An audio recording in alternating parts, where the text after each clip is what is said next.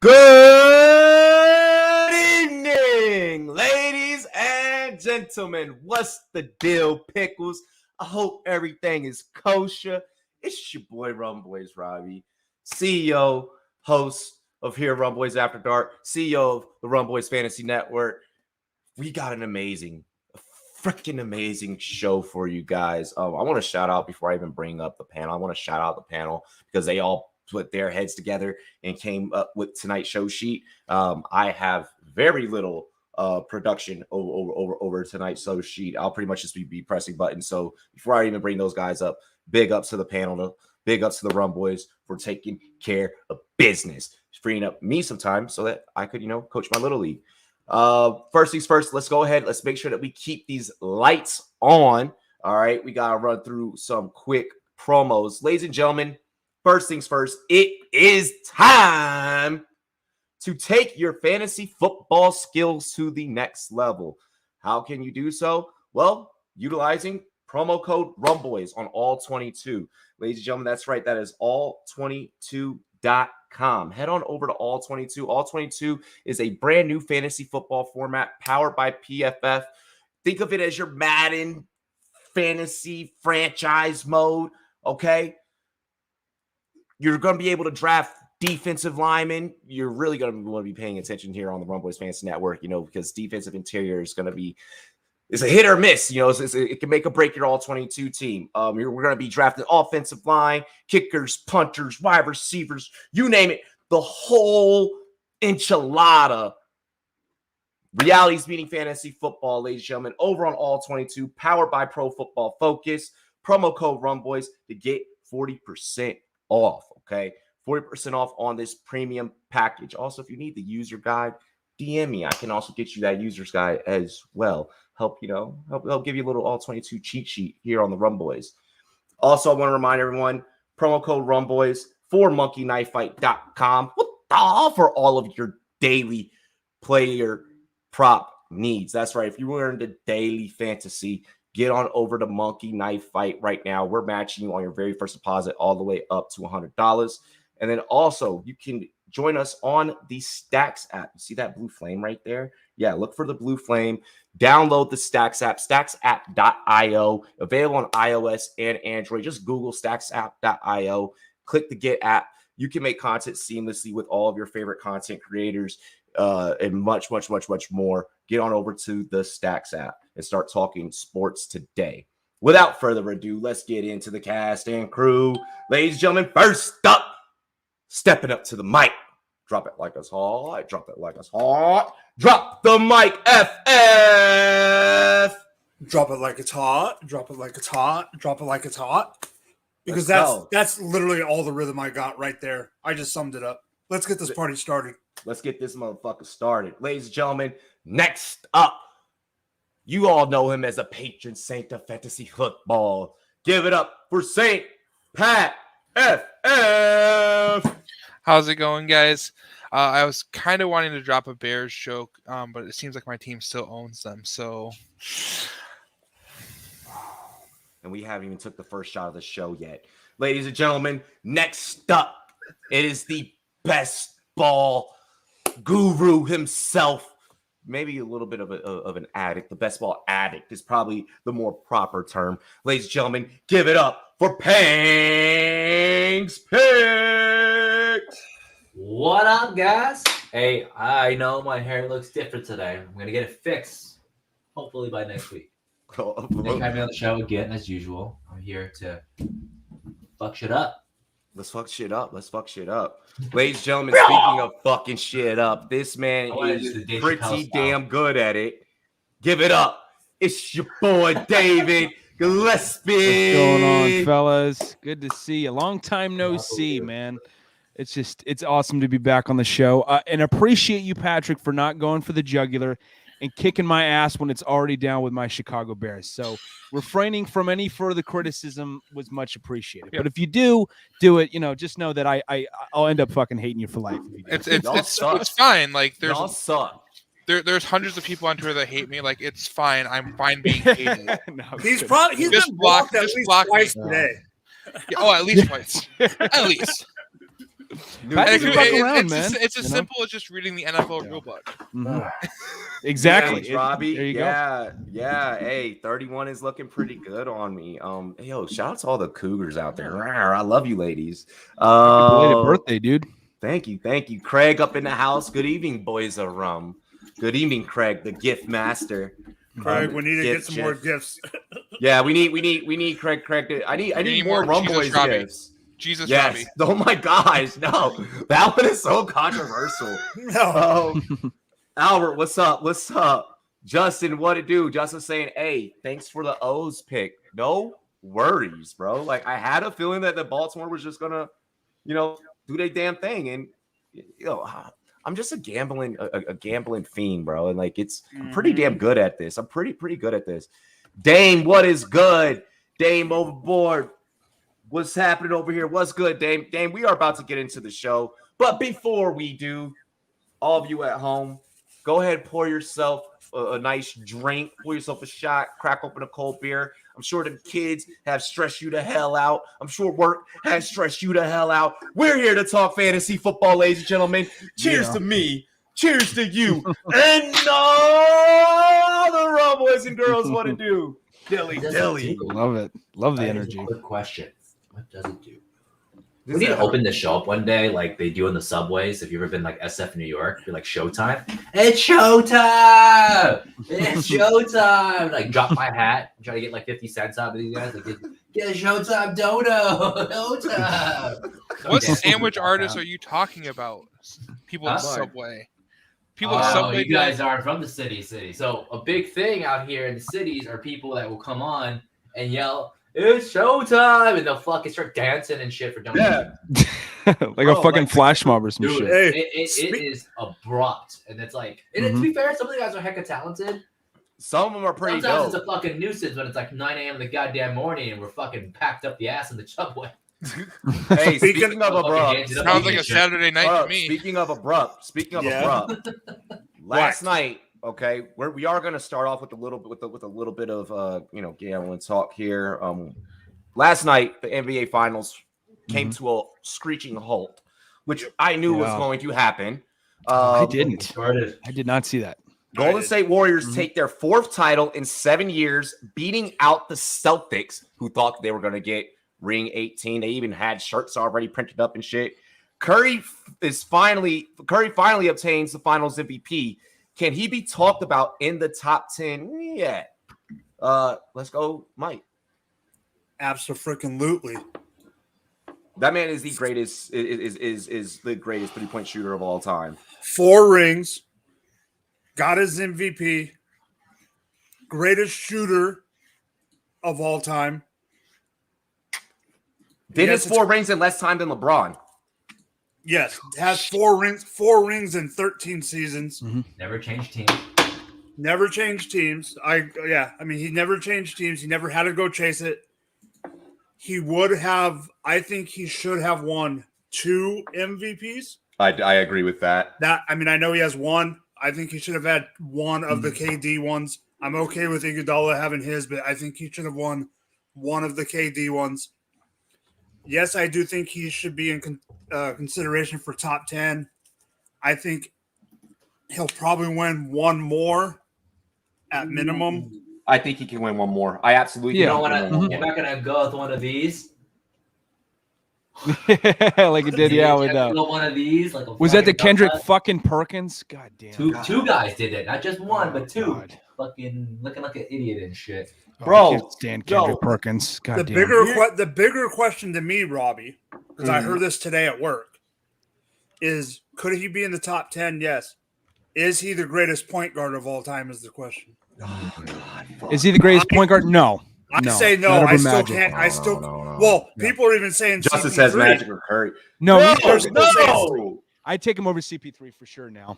I would take Steph Curry over CP3 7 days out of the week. I'd take Steph Curry on your birthday, my birthday, Jesus' birthday. I don't give a damn. It's Steph Curry, bro.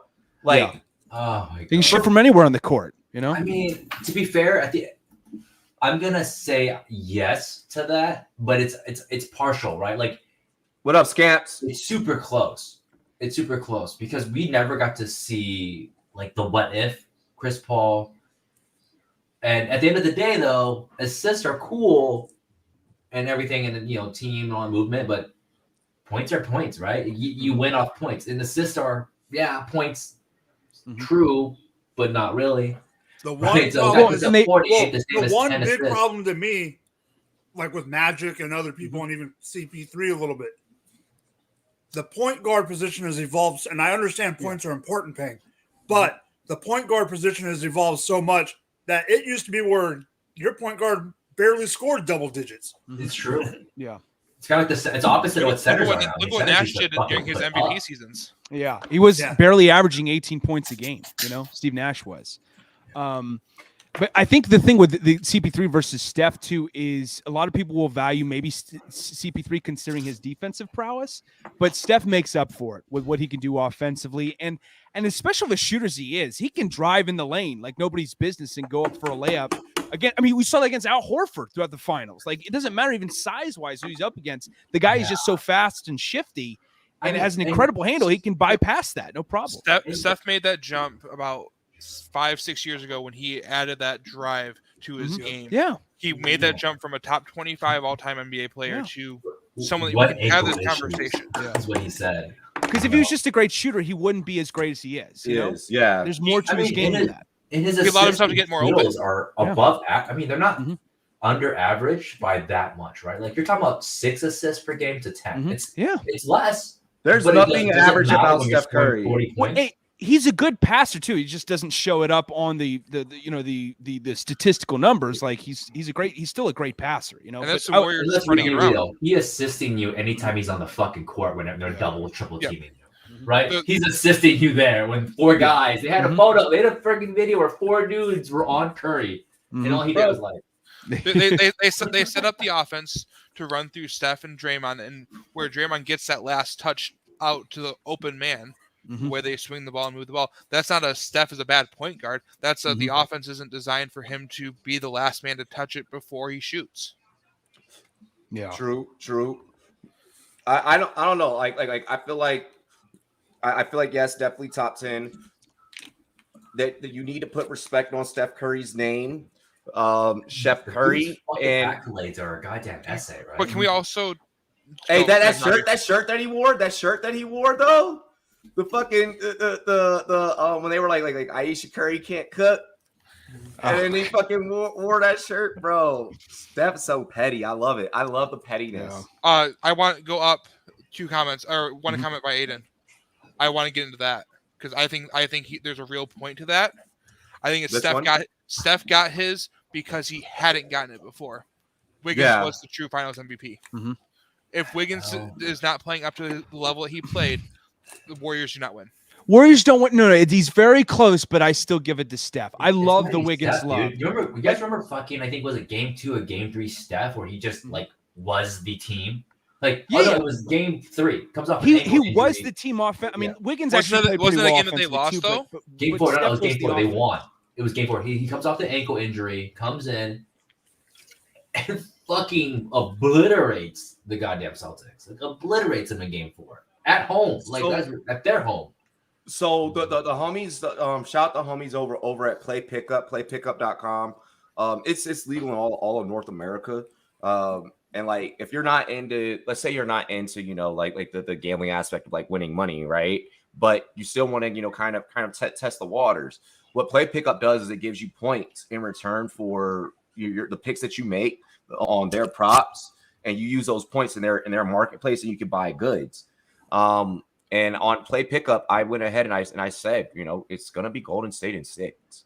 I brought up on the Stacks app on Darnell's Stack, like who's the social media manager over at Play Pickup, and even when him and we were having a meeting, we had a marketing meeting a couple mornings ago, and he thought I was crazy. Everyone thought I was fucking crazy, bro, for saying Golden State in 6. I didn't think you were crazy, but I didn't see. I thought the Celtics would win in 7 or the Warriors win in 7, but it had to go to 7 games. Like, no way could it. Like, I don't know. I'm surprised, man. The Warriors coming out again on top. I agree with you, David, until one thing happened. He's 34. The minute Steph went 0 from 9 from 3-point. Yeah. Mm-hmm. I knew Game 6 was going to be theirs because he was not going to let that happen again. He was going to go out swinging for the fences. Well, I predicted he was going to be on a mission this finals to, because where he didn't end up receiving the NBA Finals MVP award and any of his previous finals wins, this was going to be different this time. This is where he's going to put the team on his back if he has to, even at age 34. And holy fucking hell did he. I know stats aren't everything, but to shoot 48% from the field with 31 points, 6 rebounds, 5 assists, 2 steals per game at age 34, that's mind-boggling to me. Yeah. That's one of the that's not even just a good NBA Finals performance. Furthermore, that's one of the greatest NBA Finals performances I've ever seen. Yo, really quick. Oh, my thoughts. Wiggins shut Tatum down and made him turn the ball over, led the series in rebound and steals and close in blocks, and was the second scorer on the Warriors and did the little things. And it's the little things that make the big picture. Ladies and gentlemen, hell no. Hell yeah, up in the chat. Let's go. I was wondering. I was asking where he's been. I was like, does everyone remember fucking what happened to Hell No? Yeah, like dude, I love it. I love it when Hell No is in the chat. Oh, no, but the one he's right on time for the birthday stream. Let's go. The one thing you will notice, though, like in a lot of the defensive execution from the Warriors, is that when they were a lot of times when they were trapping Jason Tatum involving Andrew Wiggins, the other guy involved in that trap was Steph Curry. So there was a lot of defensive contribution even coming from Steph Curry. Notably, when I was bringing up the stats, the 2 steals he averaged per game are somewhat evidenced of that. I mean, I want to say this. Wiggins moved himself from a good to great / elite defender in that series. Oh yeah, he's a very good defender. He's going to be talked about much more highly on the defensive end. I want to go to Justin's comment right here. I called Golden State in 6. Okay, said it was going to happen. I got you on the Orioles today as well, Justin. Last week we had a perfect. We've had multiple perfect UFC cards throughout the 2022 so far. And we still got a lot of fights left. Like, this is why you view Rumboyz content. That right there. I am not saying that I have a crystal ball. But do I have a crystal ball? Yeah, I probably fucking do. What happened in the NFL playoffs? Robbie, what happened? Oh, bro, we were perfect throughout the playoffs. What was that? We were perfect throughout the damn playoffs. Oh, you were perfect again? I was going to emphasize that. Like, we were perfect. Like, this is why you subscribe to Rumboyz content. I love it. Yes, PFL is live right now. I didn't get to check any of the PFL. But sorry, and I know I've been saying a lot throughout this topic. It's such a great topic. To answer this question though, happy birthday, bro. I'm not good. Mine as well. Happy birthday to hell you have now. Oh, you turned on June 9th. Hey, June 9th as well. I turned 28 on June 9th. So happy birthday. It's a giant Gemini stream. Wait, like, yeah, I turned 31. 2 days apart. That's awesome. Oh, really? Holy shit. I'm the 7th and just turned 28. 94? Fucking everyone take a shot. Everyone take a shot. Yeah. We're basically twins. Yeah, let's all drink. I don't have liquor in this, but just pretend it's vodka, Yeah, I'll be 34 tomorrow. That's my birthday. Oh wow. Damn. Gemini. You look young, Peng. Holy shit. Steph. Ooh, damn, I really. But to see what you're saying, David. I'm sorry. No, you're all good. No, to answer this question though, he's not in my top 10. I'm sorry. And it's so difficult for me to do this because when you break down the top 10, I think of any sport, but especially basketball, it is so fucking difficult to fit every win. Let me tell you who I've got. Okay, number 1 Jordan, number 2 LeBron, 3 Bird, 4 Kareem, 5 Magic, 6 Wilt, 7 Kobe, 8 Bill Russell, 9 Tim Duncan, and 10 I'm going with his teammate. I got to go Kevin Durant because he can do more on the court. Durant is done. Durant is done for, bro. No, he's not done. Come on. I would rather go Shaq than Kevin Durant. Yeah, Shaq. I'll take Shaq. Yeah. I'll take Shaq over Durant. Shaq's right there. He's in the mix, Durant's attitude. He cannot lead a team. But listen this though. Defensively, they're very comparable. Shaq and Kevin Durant in terms of their defensive impact. I think they're both very underrated. Who got Durant his ring?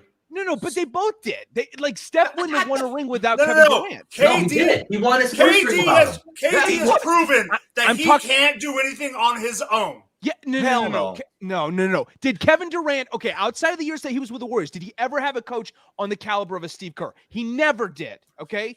Can we just acknowledge the fact that Steve Kerr making that switch in what was it, game 3? I wanted to game 3 or 4, going with Pelinka, giving Pelinka more minutes. That literally, I was on a Twitter space with the homie Sage, shout out Sage Alvarez, and I had literally said I was like, give Draymond less minutes, put that 19-year-old kid out there, and watch him really tear shit up. And it happened. And then that's how they started becoming dominant. But what I was saying earlier about him playing with Kevin Durant and how he wouldn't have won those finals without him at that time. Yes, he did win it this year, but I'm talking about back then when he was having to go up against that Cavaliers team with Kyrie, with LeBron James and Kevin Love. Like I think they figured out the Warriors after that potentially in the 2016 season when they beat that 73-9 team without KD. You know, at the end of the day, if you can't lead the team to a finals, and here's the thing, he did do it with the Thunder back in 2012. You know, he didn't because they didn't win. No, but they went to the finals. They went to the Western Conference. We're talking leading them to a ring. I know, but I think there was the foundation they built in the Warriors organization is something more notable to lean on than what amazing back then. Than what they built on with Kevin Durant. Who could do more on the basketball court between the two when we're comparing Kevin Durant and Steph Curry? Durant is like he's like they call him the Durantula for a reason. He's got ridiculously long arms. He can dunk from anywhere. He can shoot from anywhere. It's not as great. He also kind of gives up on some plays though. Like he gives up and he doesn't lead. Like Curry's out here being smaller than Al Horford, fucking driving him. But Durant could do that on anyone, though. Durant could dunk all over Steph if he's playing up against him, you know? Durant's not a point guard. You know, it's his position to do that. The most valuable position in all of basketball is arguably the small forward, I would say. Sure. LeBron James, Kevin Durant, those guys, you know, Tatum even is a small forward. I'm not putting Durant. KD is elite all time. Yeah, sure. He's elite for sure. But you're talking, you know, at the end of the day, if you're that good, you have to lead a team, right? That's what Harden gets a lot of shit for, is that his inability to lead. KD cannot lead a team. Is he elite? But that's why. But why do you think Harden was coming off the bench in OKC? Why do you think he was a sixth man? Yeah, Shaq could lead a team because Shaq has led teams. Wouldn't you say that Draymond is also part of that leadership and that having a great shooter that's literally the second great shooter of all time, arguably, is Klay Thompson? That's his teammate, you know? Kevin Durant doesn't have that unless he's in Golden State, you know? If you took away Curry, which we have seen, that team falls apart. That team falls apart completely. That team same thing with Durant. Barely makes. I would be surprised if that team made playoff if you take away Curry. Look, we can run this one into the ground. Yeah. I'm giving Curry all the praise. I'm giving him all the flowers. Just to say, he's right outside my top 10. So that's where and that's fine. Because that's actually how I feel. There's plenty of arguments you made for all these guys, and right now recency bias as we're coming off of Curry's Finals MVP and 4th championship ring. It's going to feel like any slight to say Curry's not there, but there's an entire history of basketball because I don't think Curry's in mine. Exactly. Is what will be held Curry's likely not in mine, but it's going to be. He's still got his career finish. Yeah. But and that's a matter of I like big men more than David does, so mine has more big men in the top 10. But the only reason why I didn't put them is just because they couldn't do as much from a shooting standpoint, you know. But even outside the top 10, like you look at Karl Malone, Shaq, Oscar Robertson, Hakeem Olajuwon, Jerry West, Elgin Baylor, the list goes on. Like there's so many guys. Wait. What are your thoughts here? Let's switch gears in real quick. So then on the other side for the Celtics, what are our thoughts on Jason Tatum? I mean, people are running around saying that he has no dog, which I kind of felt like he didn't have that dog in him. Like what are you guys' thoughts? He's 10 years younger than Curry, so he still has time. So I want to go first on this. I mean, I didn't watch, obviously, the entire season. But if you even look at the stat line, you look at the fact that they made finals, which this is where the Celtics have made in how long, right? How many times have the Celtics been the close team? right? When they had Isaiah Thomas, they were the close team. How Horford first got there, they were this close team. I think. I mean, but here's the thing: all those Eastern Conference teams. I agree with what J Love said really quick. That was a shit fucking album. It's a terrible fucking album. Go ahead, continue. But look, I feel like this is one of the few teams that might have been able to beat a LeBron team on the Eastern Conference, and I think this is one of the few. It's a hit or miss in the playoffs because that's kind of crazy. But he's 24. Yeah, he slipped up the end, but everyone's judging him about Game 6 when they're not judging him about his Game 2, 3, 4. He played an amazing 2, 3, 4, and 5. I mean, he played a good series. But people are going to hold this one final game against a 24-year-old dude. He played a great playoffs. My favorite player, exactly. And if he didn't even make it to the playoffs, if he didn't make it to the finals, we're not even having this conversation because we're just still having respect for Jason Tatum. They lose in game 7 to the Bucks. We're not having this conversation, and Tatum's respect levels is through the roof still because of what he grinded to do. And what you said is Andrew Wiggins played a great fucking game. It happens. I mean, are we going to say that when LeBron got shut out in Miami that he doesn't have that dog in him? You know what I mean? He got shut out by fucking like Terry or some shit. Like, so with Tatum, with Tatum, I think that Dave, you're muted. My bad. With Tatum, I think that the reason why first off, you're playing in a city like Boston. You are automatically going to get shit. Second, it's the amount of faith. May you rest in peace. But the amount of faith that the Mamba had put into Tatum and the way that he talked Tatum up. I feel like that's why we also hold Tatum to such high regard. Is because a lot of the comparisons and stuff like that he drew it early in his career to Kobe. I feel like as long as you are in Boston, Tatum, that is what's going to hold you back. Sure, I would say Jaylen Brown and Marcus Smart held him back a little bit because they were kind of shit mid-series. Yeah. No, Brown I didn't think played that bad. He averaged about 23 points per game with 43. I think his game 4 or 5. I think both of those games he was like not star caliber. Like the Game 6 Brown would have saved Game 4, Game 5. I mean, he was the only life on that team yesterday. My concern with yesterday, but where about the other two games? You know what I'm saying? Like it wasn't amazing.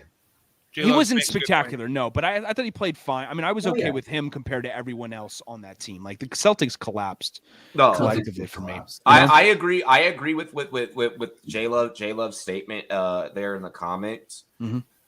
It's just that team fell apart on you. You guys realistically needed Bo Cruz to save your fucking ass. You got it. He got the joke. Yes. But no, all comedy aside, all comedy aside, by the way, Hustle, an amazing movie, probably the sports movie of 2022. Not probably. I need to check that out. It most certainly is the number one sports movie of all 22. Definitely, Adam Sandler deserves an Oscar. Juan Muto deserves an Oscar. Carl Edwards or Anthony Edwards deserves a fucking Oscar. Sorry, I said Carl because Carl Edwards played for UNC and like me being a Tar Heels fan, that shit, yeah. But no, but back on topic though, I think Tatum was amazing. Yeah, your teammates let you down.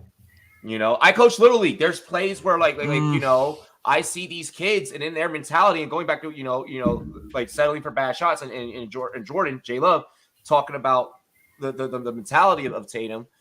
These kids I see it every day where they get an error and through their head they're going through their mental checklist and it hurts them. Like I think that Tatum making those trying to take some of those bad shots and trying to take some of those chances and take some of that risk. I mean, it's the finals. You have to take the risk.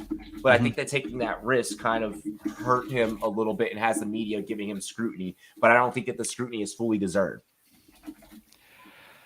I want to throw out there really fucking quick for this. That movie, Kurt Warner movie. Thompson got his ass carried again through the finals. Yeah. He didn't play well in this finals at all. Carried through the fucking finals. Except defense. I like defense. About how LeBron isn't good. Get the So fuck out of here. hold on. With Klay Thompson's situation, he has not been the same since after the injury. He's always been carried through the fucking finals. He had a fucking. No, he wasn't. I don't know about that. But his mouth still runs. His mouth still runs. I am not buying any of that. No, I'll say that after the injury, he hasn't been the same. But I ain't gonna say that he's always been carried through the finals. He gets fucking carried through the finals, bro. Every You bugging? No, Bugging.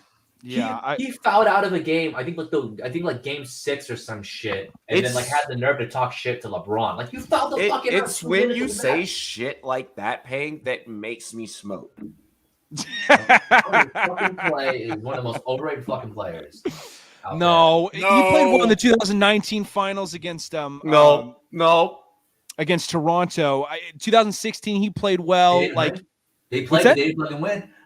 No, they didn't win. Yeah, I know that was, but he played well though. I'm just saying, I don't think he he's said, this comment though, fake Clay's better. Yeah. I love that story, by the way. That story's hilarious. Such a douchey. Anyways. I thought that was hilarious. No, I thought that was freaking great because he didn't. No. He doesn't look anything like him. Yeah, like he looks like if Klay Thompson had an allergic. He looks allergic reaction, Klay Thompson. Yeah, exactly. Allergic reaction, Klay Thompson in his face. He got like a puffy ass, like Klay Thompson looking face, and they fucking bought into that shit. That's on them. If you ask me. He's done that twice though, and here's the thing. He's like, no one asked for ID. And here's the thing. Here's the problem with it. Like when you're a security guard, like you can't do certain stuff, and no one wants to admit it. Like guards can't approach but basketball game security guards are old as shit. Remember Jordan's security guard in the Last Dance? Remember Michael Jordan's security guard in the Last Dance? An actual star though, and got it wrong. Like you know how much shit they would fucking get, bro. What if they approached a guy? Let's say to be fair, bucket is whatever, but he approaches them, and it's like. And he's like, dude, that's me. You're gonna get fucking fired. Yo, yeah, I wonder if that dude still has a job. For real. If I am Klay Thompson and if I am Jimmy Butler, I am asking from DNA test, one from fake Klay for if I'm Klay Thompson, and if I'm Jimmy Butler, I need to figure out if me and Jordan are related. Have y'all heard the conspiracies around that? Oh yeah, I saw the whole video. Yeah.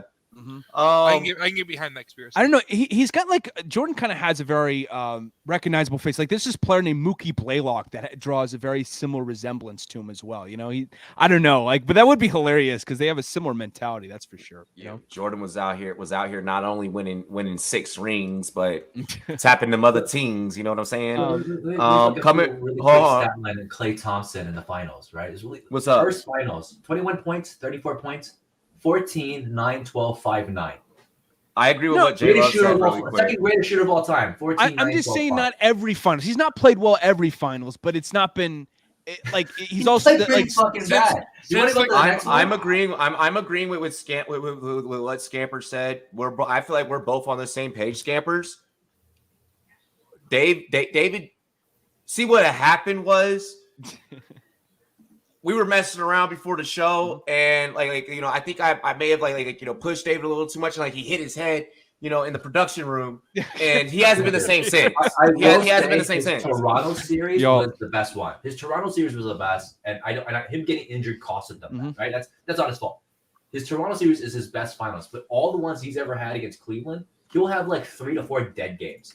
You cannot be considered one of the great. He was getting considered better than Harden as a shooter and etc. And he's having he's a better shooter overall than Harden, I would say. Yeah, I will take Klay Thompson over James Harden any day. Not as a player, but as a shooter, though. He's considered overall a better player than Harden, a better player than all. No, he's not overall than Harden. No. And you're telling me you're having 3 to 4 dead games in finals? Harden has shat the bed though too in the NBA playoffs though. Ooh. Harden shits the fucking bed more than Amber Heard. Okay, at least Klay gets to the finals. Harden and Amber Heard could have a shitting the fucking bed contest. Seriously, Pat, shots fired, but those were on-point shots, though, round. Patrick. Fuck James Harden. No. But James Harden just needs to take his NBA money and invest in a strip club. James Harden wouldn't be a starter in the NBA. But I'm going to say Jimmy Butler's better than every single thing. Yes, I would agree with that. Up and down that Klay is better than him. Jimmy Butler is better than Klay. Overall, I would agree with that. I'm talking overall, right? Yes. But if you literally are just the shooter, he does a lot of things on the side that I will give Klay props for. But if you're going to say he's one of the greatest fucking shooters and he's going to the finals putting up 11, 13, 10, 10 in a 7-game series, that's 4 shitty games, dude. That's 4. Every series he's doing this. Look, we'll let that be, fellas. Hey, first off, shout out to the chat. First off, shout out to the chat. Thank you guys for interacting with us, interacting with the panel. Feel free to make fun of these guys' takes. If someone says some dumb shit, David, then feel free to go after them. It's okay. Make sure you hit the like button. Also, subscribe to our YouTube channel. Hit us up on Twitch as well, and share the content. Like, comment, subscribe. Let's keep having some fun. I'm going to take a shot before reading this next topic. Well, I'm going to pour the shot while we read this topic. If I want to close out, though, with this real quick. Tatum got shut down in the finals. I loved the effort. I think he got gas. Like, Brian Windhorst said that he ran, like, they somehow tracked this. He ran 10 miles more in the postseason on the court than Steph Curry did. Like, what the fuck? Is he a soccer player? I know, right? Like, he absolutely was gas in these finals. But with that being said, like, the way he was shut down from a fucking plane, from a shooting standpoint. Yeah, I don't know what the fuck Mike is doing. He's got to pick up, like, he's got to fine tune, like, his strategy. Like, he came in with an incorrect strategy to manage his load and to manage his fatigue, so that it doesn't catch up to him, you know. And I think that came back to bite him because he shot well below 40% from the field in this series. I mean, could you argue that's because he's 24? Yeah, you know, he's young. Listen, this is just a growing pain. He's going to learn from this. The Celtics slowly but surely are starting to figure things out to where they're going to, I think, win a finals with Jason Tatum sooner rather than later. It's going to happen, I believe. I think it's going to happen. They can win a finals after my Lakers get our next one. Let's take a trip over. Let's take a trip over to our favorite league, which is the National Football League. Speaking of NFL, I want to shout out my homies over at all22, all22.com. You see the promo code down below. David Payne, can I get you guys to point to that promo code for me? Right down there. You see these wonderful gentlemen modeling the promo code for you. All22.com, promo code Rumboyz, 40% off at checkout. You're gonna get the draft guide. You're gonna be able to be put into a league. We are going to be running some contests here shortly. We're probably going to announce it this week. I'm going to have the guys shoot me some ideas as to how we're going to give away spots to play against the Rumboyz Fantasy Network in a all-22 league. But first, you need to go and have an all-22 account. So make sure that you go ahead, register for all-22, utilizing promo code Rumboyz. That's all-22, powered by Pro Football Focus. Who knew the Rumboyz would ever have such a prestigious partnership? Fellas, can we say that we leveled up? Have we leveled up? I think we have leveled up 22 times. We brought up 22. We went from playing a game of 8 players to 22. Yo, just so everyone knows, we already know who will be the loser on the analyst side. It'll be an analyst versus fans all 22 league. We already have figured out who will lose on the analyst side. His name is Pang. Okay. Saints have released footage of Saints have released footage of Michael Thomas running and doing workouts. Do you believe he has a chance to play? Are you drafting him? If so, he is currently a 6th or 7th round guy. Let me hear them thoughts. Drop the mic. Drop it like it's hot. Drop it like it's hot. So I did not see the video. I heard about the video, but my personal opinion is I would not draft him in round 6 or 7. I think he is 1 year away from being not irrelevant, but not vintage Michael Thomas. Michael Thomas of old is gone. Let's just say that. Whoa. And I still think, gosh, J Love. Whoa. Geez. But bigger than that, but bigger than that, I still Happy think, Pride Month, by the way. Fuck. I know that Sean Payton. You want to call gone. it that? I know Sean I wasn't Payton ready is for gone. that comment. What the fuck? But I still think there is some kind of a rift between Michael Thomas and the Saints. Mm-hmm. And I still think that this is the last season he's in the gold and black. So I'm not surprised about that, yeah. So before going to Pat's say, because this is where I'm gonna give Pat maybe a little. I want to see how he feels with what I'm about to say based off what you just said. And don't get me wrong, Mike. I'm not. Yep. Fuck you, Mike. You devil's advocate. I know. Whore. You fucking whore. Fucking whore. Man. There was three right there. Then YouTube comes in and kicks Peng's ass out. Oh God, I know, right? If no one knows, I got fucking blocked for 12 hours because I called St. Pat a fucking whore. Yeah, in my own breath. Peng just got done served a 12-hour Twitter He's jail. a fucking whore. But hear me out. Hear me out. We have Peng's window, like the color TV cable, lock colors, like. Hear me out, fellas. So check this out. You draft Chris Olave. Mm-hmm. You now post this video of Michael Thomas. Mm-hmm. But then also, I want to say about 2-3 days preview to the Michael Thomas video, Jarvis Landry is out here doing Jarvis Landry things, looking like he was that reception leader back that he was back in Miami. Yeah, he's dominating camp. If I'm Michael Thomas, I don't know about y'all. Like me, coming from a football player standpoint, if you tell me I have fucking Jarvis Landry on the same receiving core as me, I'm like, oh, we're not dropping a damn thing. We're not dropping a damn thing. So if I'm Michael Thomas, and I know now that I have this help, maybe do I stay in black and gold? And maybe now is he draftable because of how much help he's going to have? Pat. He doesn't have to worry about Taysom Hill throwing in the ball. So he's got that going for him. I love it. Oh, my God. Taysom Hill is now focusing on being a tight end again. So kudos to him. He can change his body type again for like the third year in a row. Tim Tebow it. Got to be a perfect strategy, right? But Michael Thomas, more like Michael Toast. Whoa. He's done to me. Like I saw the plyometrics video, and yes, plyometrics looks different when compared to other athletic workout videos. But I've seen like Alvin Kamara's plyometrics. I've seen Derrick Henry's plyometrics. I've seen these other guys, and it's just he looks so slow. He looks so methodical. Like it's not like a good methodical. It's an overly careful. He's thinking why is that the video that you chose to post? If you want to excite your fan base and the people that are fans of you, why is that the video you're posting? I think I feel like it's just, you know, so my nickname for Michael Thomas is the Frankenstein. You know, obviously you guys have heard this. I feel like it's just the Frankenstein showing that he is risen. You know, I think, you know, if anyone that has seen the old school Frankenstein movies, you know, really dope if you're into that type of cinema. Think of it in that metaphorical sense, and I think that's what his approach kind of was. If I'm Michael Thomas, maybe I turn that clip over to a social media manager and maybe, you know, have them maybe put a spin to it, make it, you know, TikTok-y, you know, type of deal.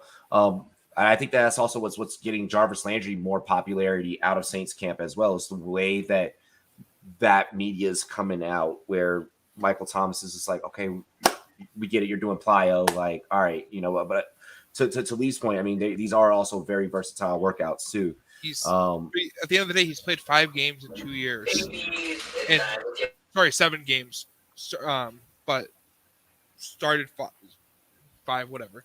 But he's not on the field at this point. He's aging. He's reaching that point where, why are you doing this? I think the Saints could potentially be what Atlanta was last year. Like I think like Atlanta maybe, you know, wins like a game more, 2 games more than the Saints. Like I'd be willing to put a bet on that. Atlanta? Hard pass on that, Robbie. Yeah, I don't know about Atlanta doing that. Saints defense is their roster makeup. Defense. Yeah, exactly. Okay. I'm the dumbass. No, I will take that. I will take that. No. Listen, as much as I fuck with you guys, I can admit when I'm wrong. It's all good. I'm human. I'm not perfect. Oh, we know. Mike, you did his ass. Okay. Show me dick. I will fucking jump through your goddamn box. But on the point of the Saints defense and what the Saints can do, the Saints offense needs to score 17 points a game to probably have a 500 season. Oh, I think that Saints defense is good enough to. Mm-hmm. Here's where I want Pang to lead his takeoff at. Are there Saints players that are at a value to you in all 22 formats? All right. So first things first, I'm going to just say that Michael Thomas and Jarvis Landry cannot be on the field together. They're going to run slants and hit each other. True. Yo, you're right. They're both slant man. Yeah. Two fucking short yardage guys just running into each other. Ain't gonna fucking work. Well, no, I mean you get a lot of crossing patterns though. Like I mean, if you're Sean Payton, that's super exciting. Jameis Winston cannot survive a season. Remember, Sean Payton's no longer there. Oh, yeah, that's right. It's not an offensive-minded team anymore. Dennis Allen, the new head coach, is in DC. That's right. Long-time defensive coordinator with the Saints. That's hell, I even wonder if the personalities are going to mesh with. I will take a penalty shot for that. You know? I'm just joshing. It's just funny though. But in general, dude, like if he doesn't play, I want Callaway. I want Callaway so bad on this team. Might be a bottom five. Hey, and it's true. I want fucking, if Kamara's out and you got Olave, you got Jarvis Landry, then you get Callaway, who's known for being in over the middle, deep shot kind of guy. Did well last year on a very bad Saints team, right? Yardage leading receiver. He fits that Kenny Stills type of role. Now, obviously, different coaching, but I don't think he's the worst. Like, I'll take all the shots on Callaway before I take a shot on Michael T. Address this comment. Get that comment. What are your thoughts, Pang? Now, I'm drafting so much Saquon. I've been drafting Saquon. Saquon actually went from being a third rounder to a second rounder now. Hey, really quick. So for anyone that may have a disability where like you can't see but you're listening to the show in audio, I'm gonna read J Love, who's in the chat right now. I'm gonna read his comment. All right. And this is why I'm having Payne really address this. Did y'all see Saquon say he's finally starting to trust his knee again? I bring this up because it seems like Michael Thomas isn't at that point just yet with his knee/ankle. He looks hesitant on cuts and breaks off of it. Okay, so that's I want you guys that are listening purely audio, maybe you're doing the dishes or whatever, you're not paying attention to the chat. Hone in on how Pang addresses this. Go ahead, Pang. So J-Love makes a good point. Like it's right now, if you're looking at underdog best ball ADP or any ADP on any fucking best ball or draft right now, Saquon is a third round guy. He just finally broke into the mid 22s. So he was originally 25, 27, 28 picks, right? So that's if you're 101 to 103, you had a shot at a top NRB wide receiver, some random second guy, and then Saquon, right? Saquon who can catch passes. Saquon, who was a former 2,000-yard guy. Saquon behind a better O-line, technically a better receiving core. Dude, sign the hell up. I would sign up for that all day before I sign up for any Michael Thomas. And if Saquon happens to just tear his ACL week 1, I would still be happy with that draft pick over Michael Thomas right now. And then here's another one. He's none of that stuff. So here's another one that J Love drops that also ties into your conversation, Pang. All 22. Give me the fuck out of some Ryan Ramczyk and Demario Davis. Also sleeper pieces in Chauncey Gardner-Johnson. Ryan Ramczyk was a really good pick when they took him. I actually like that draft pick a lot. He's great. Last but not least, if you're drafting right now and you're trying to get some 101 picks to get some, stack Jonathan Taylor Saquon, you need to do it now because I guarantee you, by mid-season, July to August, when you start drafting ADPs, he's going to be a second round. You're going to have to get him second round. I don't think I've ever heard a running back squad, a fantasy running back squad that I've liked so much as that this year. I like that one. You right now could walk away with, if you're really lucky, JT Aaron Jones Saquon or JT AJ Brown Saquon, JT T Higgins Saquon. But I'm telling you right now, if you wait to draft more Best Ball Manias or DraftKings, and you wait till even a week from now or 2 weeks, Saquon will be pick 18. Pick 20. By the way, make sure you guys follow Pang for a lot of this best ball stuff that he's talking about. I'm officially past 220 teams, by the way. It's fucking terrible. Because he's an addict. This is fuck. If you do have a problem, 1-800-GAMBLER. Make sure. You always do this shit. I have to, bro. It's the way that YouTube fucking doesn't pull us down whenever we talk about gambling shit. Guess that's fair. Yeah, I have to. It's a fucking requirement. But make sure that you guys are following Payne. Payne, you have a promo code for Underdog, right? I do, but okay. I don't use it. It's just 6-pack. I support my fantasy 6-pack crew with this. It's just SIXPACK. Follow Payne. I'm sure he's gonna have a tweet with this promo code that you guys can get on Underdog with. I can share my DraftKings link with everyone through my Twitter account, and I will go ahead if you guys are trying to get in on the DraftKings thing. We got you covered. Also, speaking of DraftKings, you need to be following Rumboyz for DFS. When NFL DFS starts, you need to be following Rumboyz. David, let me get your take on this whole Michael Thomas situation and the Saints, because maybe this team is low key like good. I think the Saints. Well, I mean, it's going to be interesting to see how this NFC plays out. Actually, the AFC already is a fucking nightmare to sort out who's going to make the playoffs and who isn't, because there's just so many talented teams. NFC could also be interesting, especially within the but to a lesser degree. But I will say the NFC South, though, like between the Bucks and then you've got the Saints and potentially the Panthers, like there could be some interesting things playing out. The Bucks obviously being the favorites, but in terms of who nips the heels for the second spot, that could be interesting depending on how the Panthers play it this year. But as for Michael Thomas, man, like I think he could. He's got to, like, for the Saints to be that second team and to vie for the playoffs. He's got to be the guy, or at least similar to the guy he was prior to his injuries. There's just no doubt about it. To get that offense in gear with Alvin Kamara's likely looming suspension that we're going to end up seeing, he's the alpha on that team right now. He's the proven veteran, because Olave is obviously is just a rookie. Landry is coming into a new system. Like, they're going to be leaning on him, and there's a lot of adversity at his on his plate right now, considering what he has to pick up and what he has to get what he has to do to get himself revitalized, because not only is it the injuries and these new guys coming in, but he hasn't played a single game with Jameis Winston as his starting QB. It's crazy. They've never played together really, like, on a regular fashion. So like that's like getting on the same page chemistry wise with him, like he was able to with Drew Brees, who obviously is one of the greatest of all time. It's going to be a tall order to fill, And I love that you bring that up, because that's something that I'm able to speak to.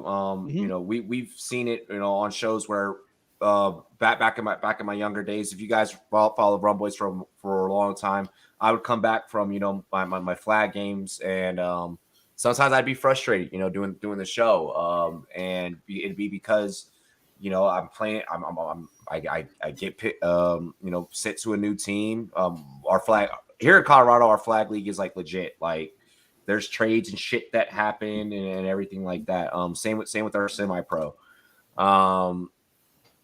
and going to a team and going to a quarterback that I don't have chemistry with, that I'm running faster than they can make a goddamn decision.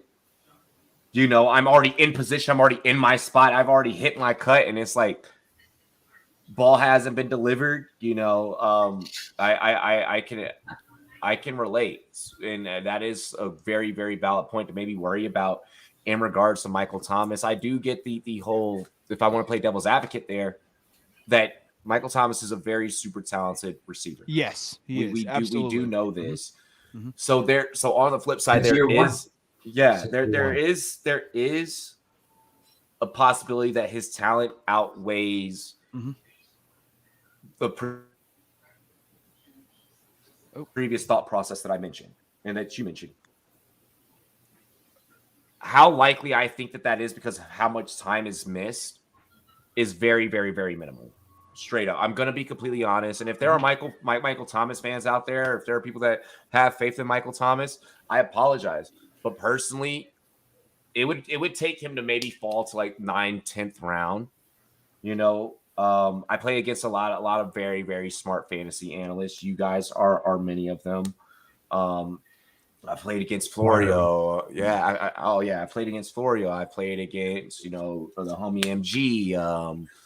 I played against Troy King. I played against LQ. Like I've pretty much played against the whole fucking fantasy industry. I played against Jake Silly.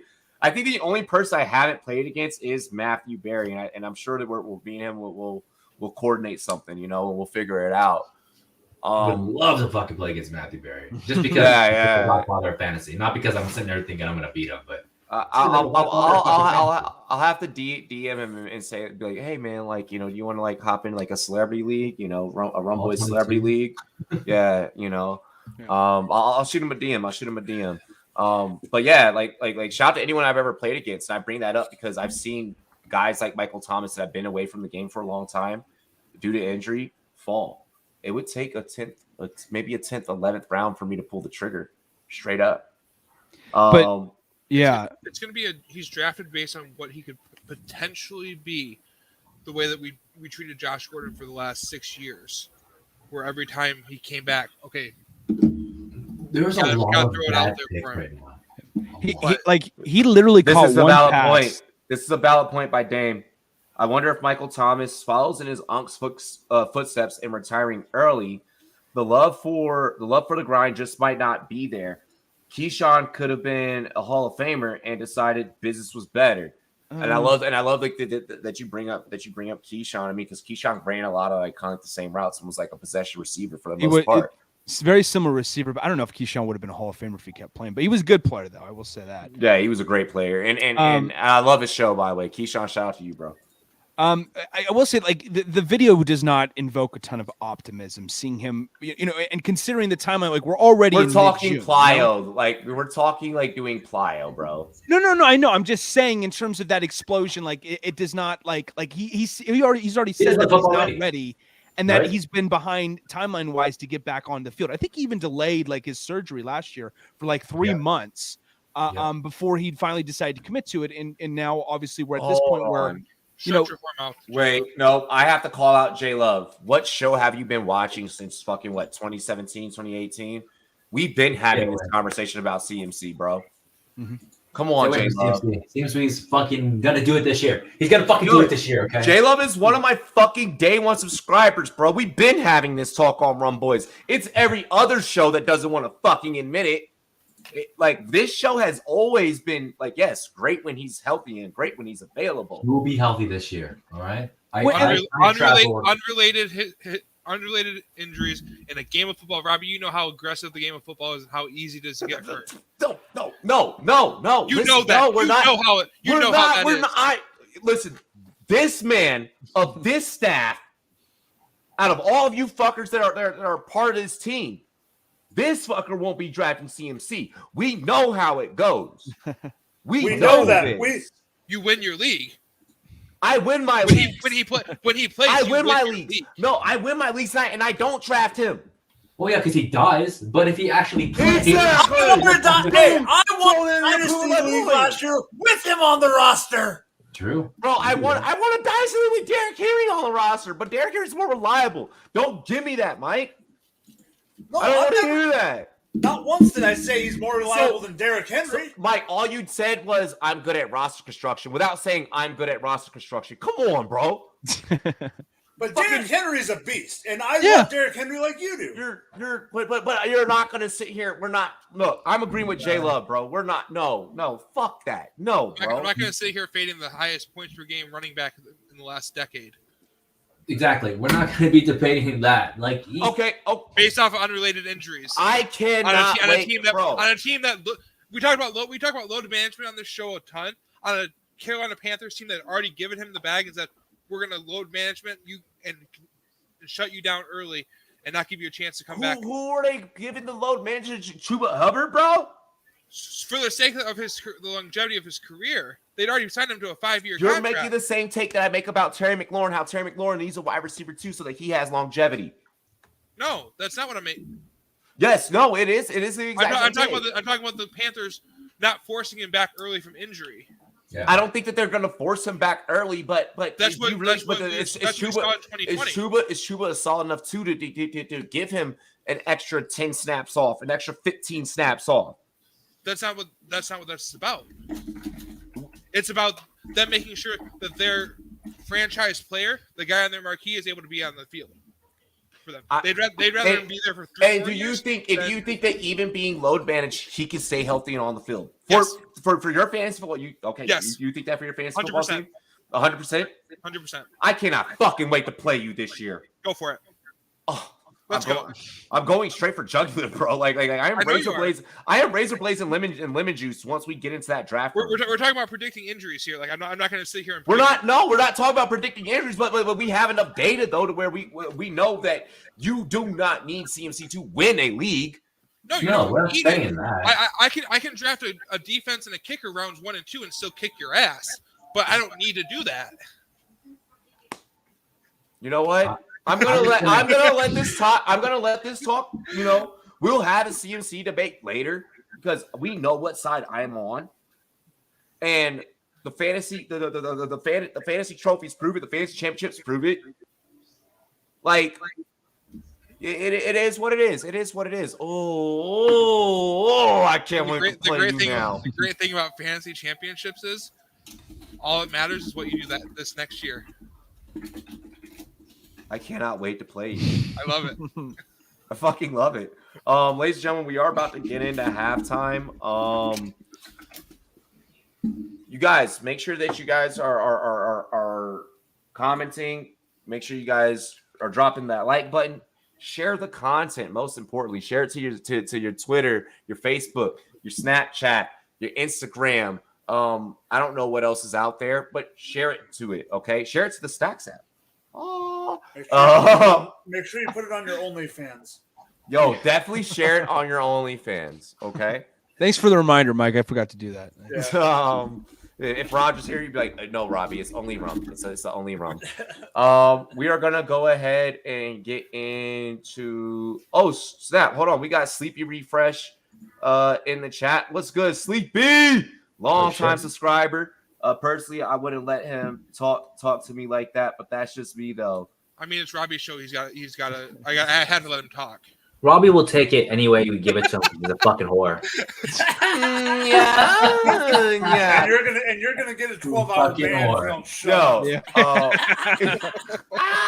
I'm fucking still peeved about that shit. We know. We are Sleepy. We are friends. And this is called entertainment. This is what we do. This is what we do. We are here to entertain you and. This is exactly what happened in front of Giordano's Pizza when me and Robbie were arguing about Atlanta's offense in the middle of. You started the argument. I asked you about Russell Gage. That was the issue. Some people are just going to be called whores, and that's just the way it is. So. Hold on, Mike. I was also though like what was I like two blunts and like a brownie in like I was no. At that time, bro. At that time you were 2 blunts and a pitcher of beer in. Yeah, and a pitcher of beer. Crossfade. Yeah, and a brownie, bro. Like I was like, and I was so determined to. I was like, all right, so I don't get everything right.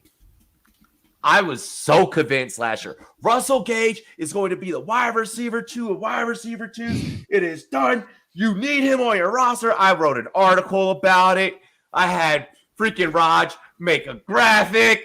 We were all bleeding, bro. And then bought a billboard. bro, I was about to put my face next to Russell Gage on the side of a bus. Like I was ready. And then Russell Gage went out there and Amber turned it. Ladies and gentlemen, we are gonna get into a music video. Not internet for me today. I just heard Amber turd it. I learned that became a thing. We are going to get into a music video right here, right now. We are going to bump this track. Got a little Latin American feel to it, the reggaeton with a little bit of hip hop. It's my homies, Pilot Flying, Pilot Talk. homie Angelo Phoenix. This is Touchdown.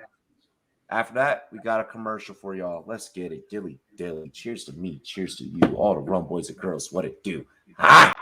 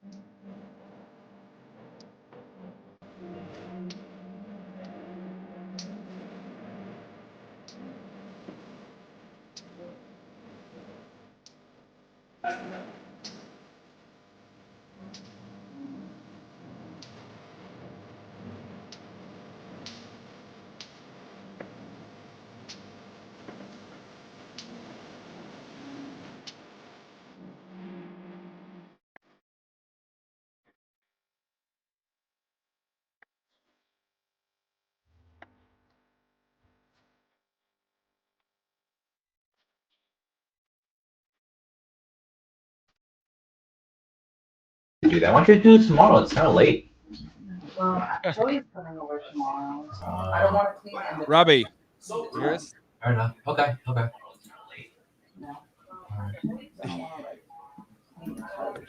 Robbie. Commercial.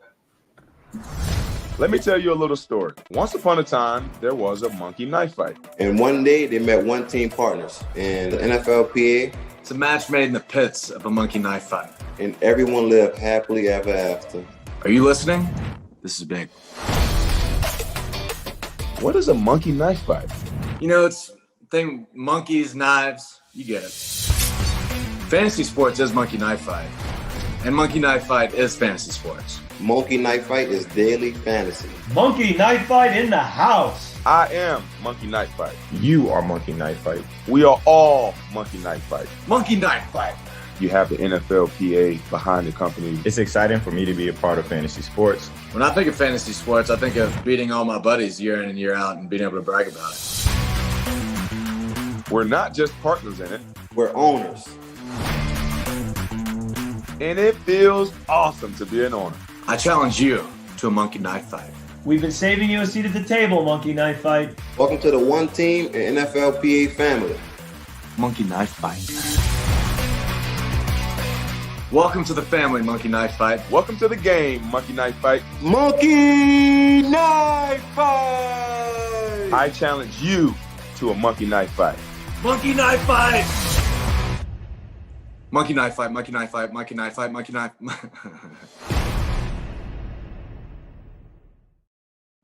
And I challenge all of you to a monkey knife fight. Make sure to use promo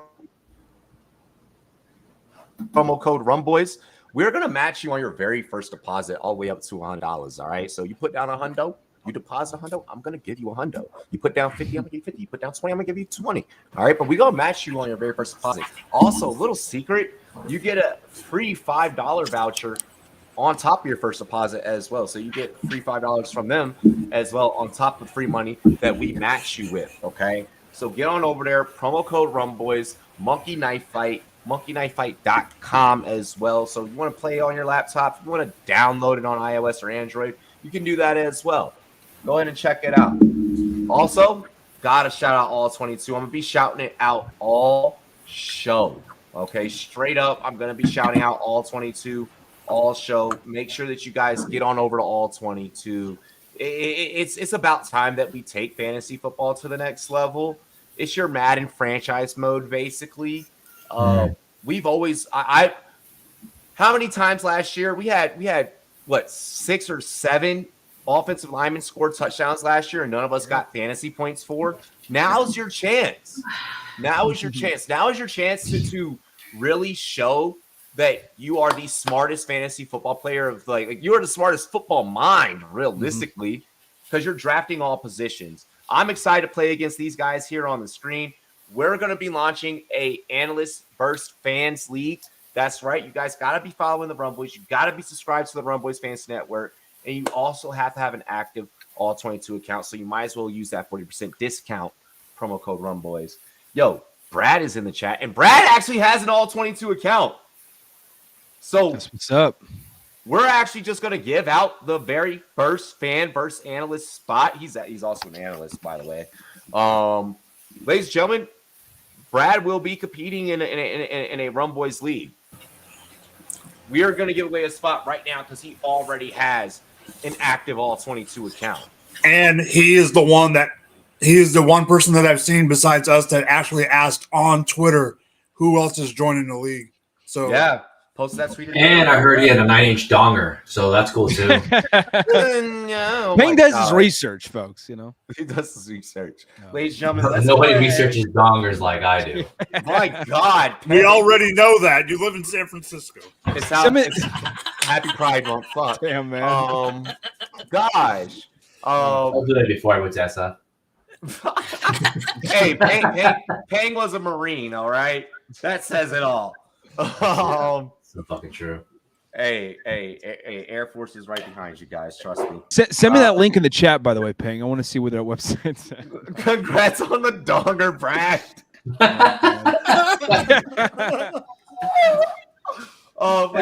Be all confused as shit. Like, why does everybody think I'm a 9-inch donger? That's also how Pang picks his fantasy team. This is what we call next level promotion right here for Brad. You know, this is how you do it. You know, ladies and gentlemen, make sure that you like the content. Make sure that you keep commenting in the live chat. Make sure you stay tuned. Maybe I give away another spot. Maybe I give away a free subscription. Okay. Make sure that you go. Make sure though that you guys are viewing. Make sure you're paying attention because we're giving a lot of fantasy football knowledge, a lot of NFL knowledge, while also getting drunk. Like, comment, subscribe, and also most importantly, share the vibe. See what I did there. We're gonna keep it with the Saints talk, okay? But we're gonna switch over to running backs. Brad comment really quick, huh? He almost fucking. I love you guys. I'm pumped to be in it. Poor phrasing after the 9-inch talker. Hashtag straight back. We should make him team number 9 just to make sure that it makes sense. I'm gonna purposely make him team 9 now.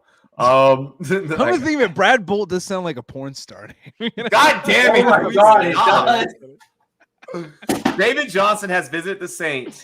They didn't come to terms, but a deal was offered.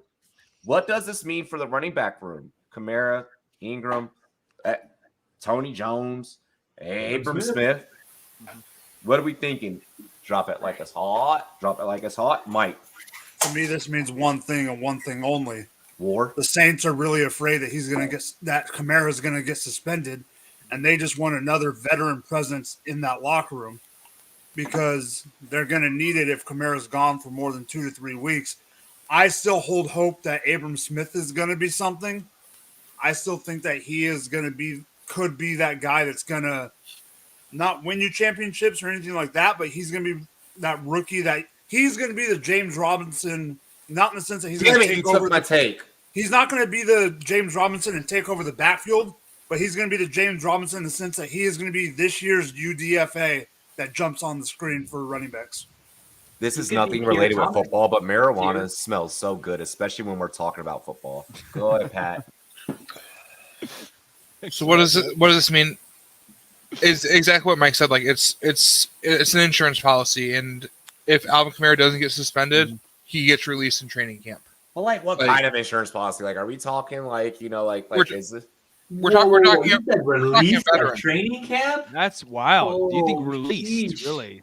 No, we're saying David Johnson would get released. Oh, David Johnson. Oh, I thought Patty was saying that Kamara would get released. No, he's saying David Johnson will get signed now as an insurance policy.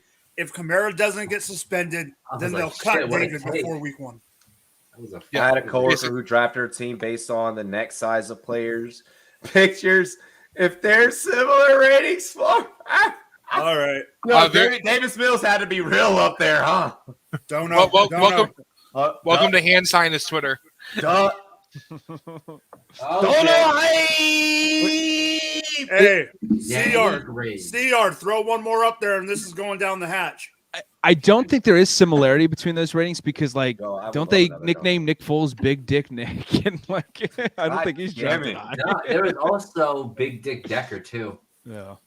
Oh, Eric Decker, really? Yeah, his wife like posted said he has a huge dick and shit. Hey, really quick. Yeah, I do remember that actually. Hey, really quick. To all the famous people that have ever been on this YouTube channel, I apologize for my coworkers. I'm sorry. Their words, not mine. Okay, I don't know what his dick looks like. To every athlete I've ever interviewed, this is not research that we do. So, what does this mean for Jimmy G? Like, if he gets released, does he just go into the porn industry? Like, can we fucking stop? God, keep going. Who was the porn star that was a business meeting that he had? It was Jeremiah. Business meeting. She has great stuff, by the way. Really great actress. Oh God, love the assets. You fucking horny perverts. Jesus. Oh man. Back to David Johnson. My take is pretty simple. And another one. Here we go. All right, ready? 1, 2. Cheers to me. Cheers to you. All the rumblings. All right, ready? Go. Look at these whores taking it down the throats. He's gonna spit it out. Mike is totally gonna spit it out. I just see it coming. He's just gonna. 64 hours to make him cough it up. I'm so happy that was only $4. That's what Deshaun Watson did. Whoa! Whoa! Pump the brakes there. God. Oh yeah.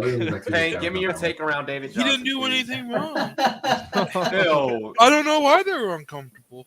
Oh, God. Fuck Deshaun Watson. I mean, let's leave it as is. Kamara possibly jumped a guy with 8 other buddies. They probably saw the tape and they were like, fuck, we need to have football. Mark, actually, I think that's what this was. It's probably a shot against Mark Ingram. They probably look at Mark Ingram going, fuck, this guy is 34 or 33. He's behind the times. We need to young it down, and we need a dual threat, right? Mark Ingram was always a dual threat, whether or not people believe it or not. David Johnson's still a dual threat. He's actually known for his hands more than anything else. So I think this is a shot at Mark Ingram, followed by whatever happens to Kamara. So I think if David Johnson would have got signed, I think we would see Ingram get released. That's a smart take. Where do you where do you think David Johnson I can agree with you on that, Ping. Where do you think David Johnson ends up? Step up to be the 1-2 punch. David Johnson goes into the pass catch. Right? He plays the Kamara role, the Camaro roll, and then you get Abram Smith putting his fucking physical head down, Baylor style, and just going in head first. Okay. For me, the thing with Alvin Kamara is he's coming off. Oh my God! Oh my God! Get out of here! I wasn't ready for that. Hey, she was saying what I was thinking. Okay. Much respect. We are a bunch of broke folks on this channel. Y'all are looking like Aaron Rodgers drinking a beer out there. I was gonna say that, but Anita, Oh shit! But Saints Marcus Davenport Dean had did he really pinky amputee this offseason? Oh, I mean JPP is playing with 3 fingers. Yeah. Oh yeah. After the fireworks incident, He looked like Spock out there. Well, I've never interviewed JPP. Oh, so you had a question. Seahawks. I think Drew Lock wins it. I think Drew Lock wins the fucking thing. The camp's already talking about how he's not that bad right now. He's looking good. They want to run him. They traded to get him to be something that isn't Geno. Dude, he's starting. Drew Lock will start by fucking season start. There's no way. Thank you, Payne, for taking the chat question. Good job, Payne. Yeah. She chatted. That's what I'm here for. I'm fucking drafting all the goddamn Seahawks up in here. Eat all the chickens. All the chickens. No, I am not drafting any Seahawks in fantasy football. I think the Seahawks are going to half-ass it at QB. I see Geno eventually losing the job by like week 5. So yeah, that's my take on the Seattle QB situation. I could see that. And don't get me wrong, I love Drew Lock. Like, motherfucker, you want to talk about you want to talk about an NFL player that's fun to drink with? Drew Lock and Benny Snell Jr. Those two. No, Akeem Talib. I heard he fucking pops fireworks at the end of the night. You said what? Akeem Talib would be the guy. Oh my god! He pops shots right at the end. Oh my gosh, y'all are menace. Let's get David's take on David Johnson. And after you give your take on David Johnson, I want you to go ahead, brother, and address Anita's question as well. Yeah. For me, I'm not surprised that they're bringing David. I think it's fucking horsecock. Jesus, oh god! All the imagery painted in my head right now is too much to bear. You can't talk about dicks in chat because people will fucking bring it up. Just the fact that she said, just the fact that someone said horsecock, like Jesus. Come on, focus. Okay, let me regather myself for a second. I'm not drunk enough for this. Yeah, for real. Someone don't know again. I think don't say that out loud with who on the freaking chat right now. Even though Alvin Kamara is coming off a down year, I still think he has enough left in the tank to where we haven't seen it's not post prime Alvin Kamara when he does come back from his suspension. Yeah. But I do think that there's going to be probably in all likelihood he's going to be out for quite some time. And to fill in the void, I think it's a good fit to have David Johnson in it, to have a dual threat guy in him that we're post David Johnson prime, no doubt about that. But I think in small spurts and in shorter spurts, you can fit him into that offense just fine, and he can hold it down for a couple games. So especially because you look at an Abram Smith, I love the talent, I love the athleticism, but that's kind of all he is right now. He's not a polished running back quite yet, because remember now, this guy coming out of Baylor was a converted running back coming from a previous linebacker position that he was playing. So there's still some need for him to learn some of the running back techniques, how to run, when it comes to lowering his shoulder, hone his running back style that he needs to focus on before he ends up taking the starting roles. But as for David is my Kellerman. You're the reason that I yell. I don't agree with that take.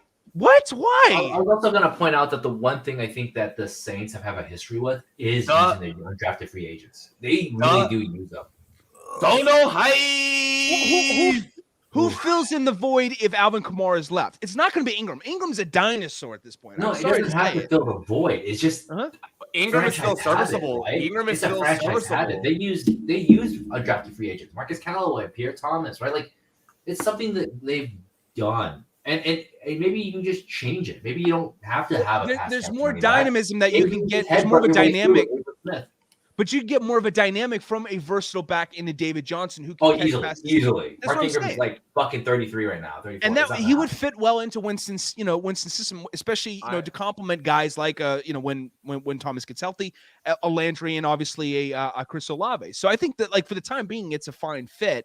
I mean, who else would fill in the void out there that's available that would be a better fit and as a dual threat running back? You know, it would have been Jerick McKinnon, but he just got signed. I like Johnson more than McKinnon personally. If Mark because of that receiving standpoint, like he's a very valuable receiver in my opinion. Yo, I want to address this joke because like this joke is just too good. I was trying to read, but you were making a very astute take. Just don't tell Gino he's starting until 5 minutes before kickoff, and he'll be better than. I think Locke will probably be ready when it's all said and done to take over the starting role. And that's no knock to Gino because Gino didn't look that bad. Yo, give me the Drew Lock that I saw when I had to do a scouting profile, bro. Like I need scouting profile Drew Lock. I don't need NFL Drew Lock. I need Mizzou Drew Lock. He was nice. He had some nice moments. I need. We're dumping off to our tight end. We're gonna let that big boy just steamroll, motherfucker. Let's just go. I don't think Drew Lock is the type of guy to be able to live up to the standards of. You're going to be the next John Elway. Now that he has failed, that he has failed that, I do believe I agree with Pang that Drew Lock is going to be the QB for the Seattle Sea Chickens, and I actually think that he is going to be decent.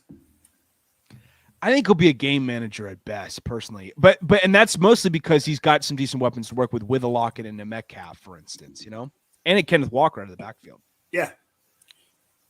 And if they manage him right, they don't need him to be Russell Wilson. They need him to just be Drew Lock. Well, they're still the fourth best team in that division. Yeah.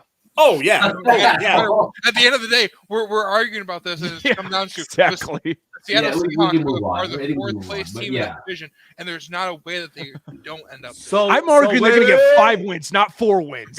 Hold on. You're wrong on that. Let's put an all 22 spin to this. All 22. Shout out to all 22. All22.com. Promo code Rumboyz. Get 40% off.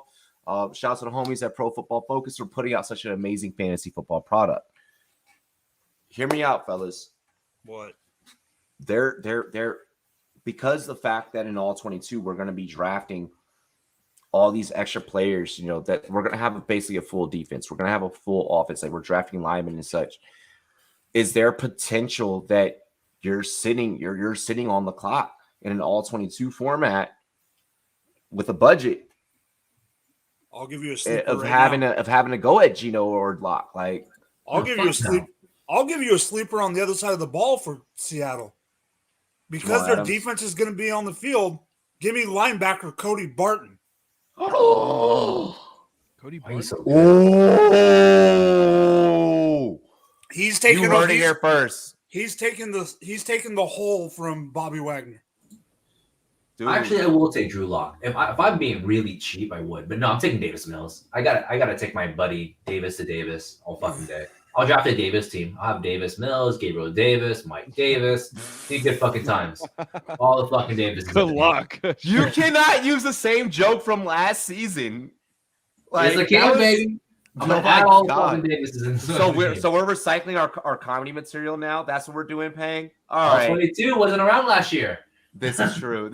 Mario Davis, of course. Mario Davis. I can add to Mario fucking Davis. Oh my God. No, Kamara has potential, but you better draft just in case. I like that take, Anita. Let's see. Davis Mills forever. We love Davis Mills on this show. Him and 30 fucking inches of his neck or whatever. Bro, get ready. Hey, really quick. Gotta plug NFL Rum Zone every Sunday and NFL Rumboyz NFL AM live. Pregame every morning before kickoff. You guys are gonna want to be subscribed to this channel because we're starting at 6 a.m. this year. Oh. No. Mike, when the fuck did I make that decision? What staff meeting did this happen in? Because I didn't, as a CEO, I did not attend that one. You attended? You were just a little inebriated. We're running a 24-hour telethon nonstop. We're going to watch some old 1944 football. It's going to be a good fucking time. Paying stop. We did that during the pandemic. We were breaking out old-ass film and shit.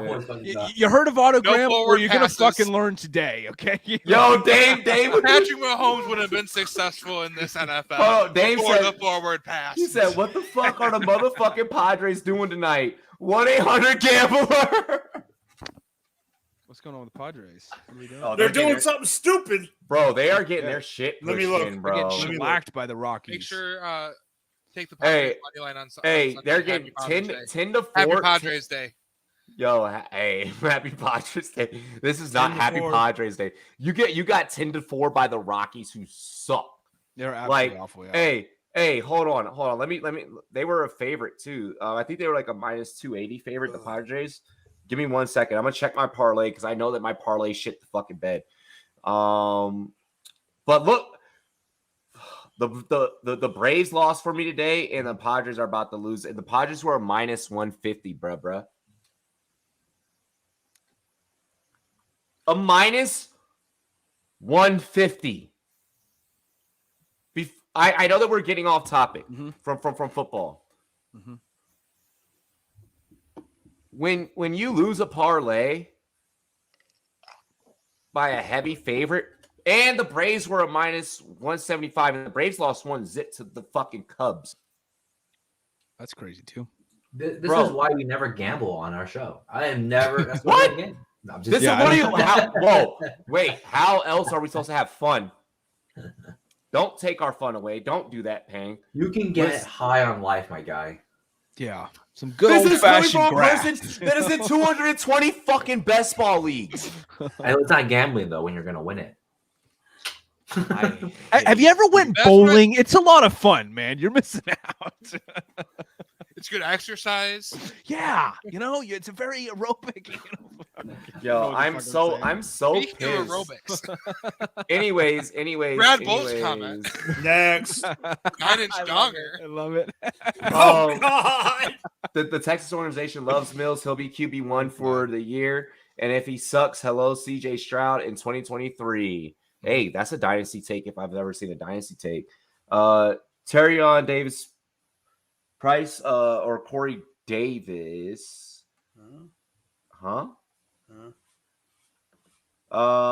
She's not wrong in regards to Anita's comment, which was no, Kamara has potential, but you better draft just in case. Smith, yeah.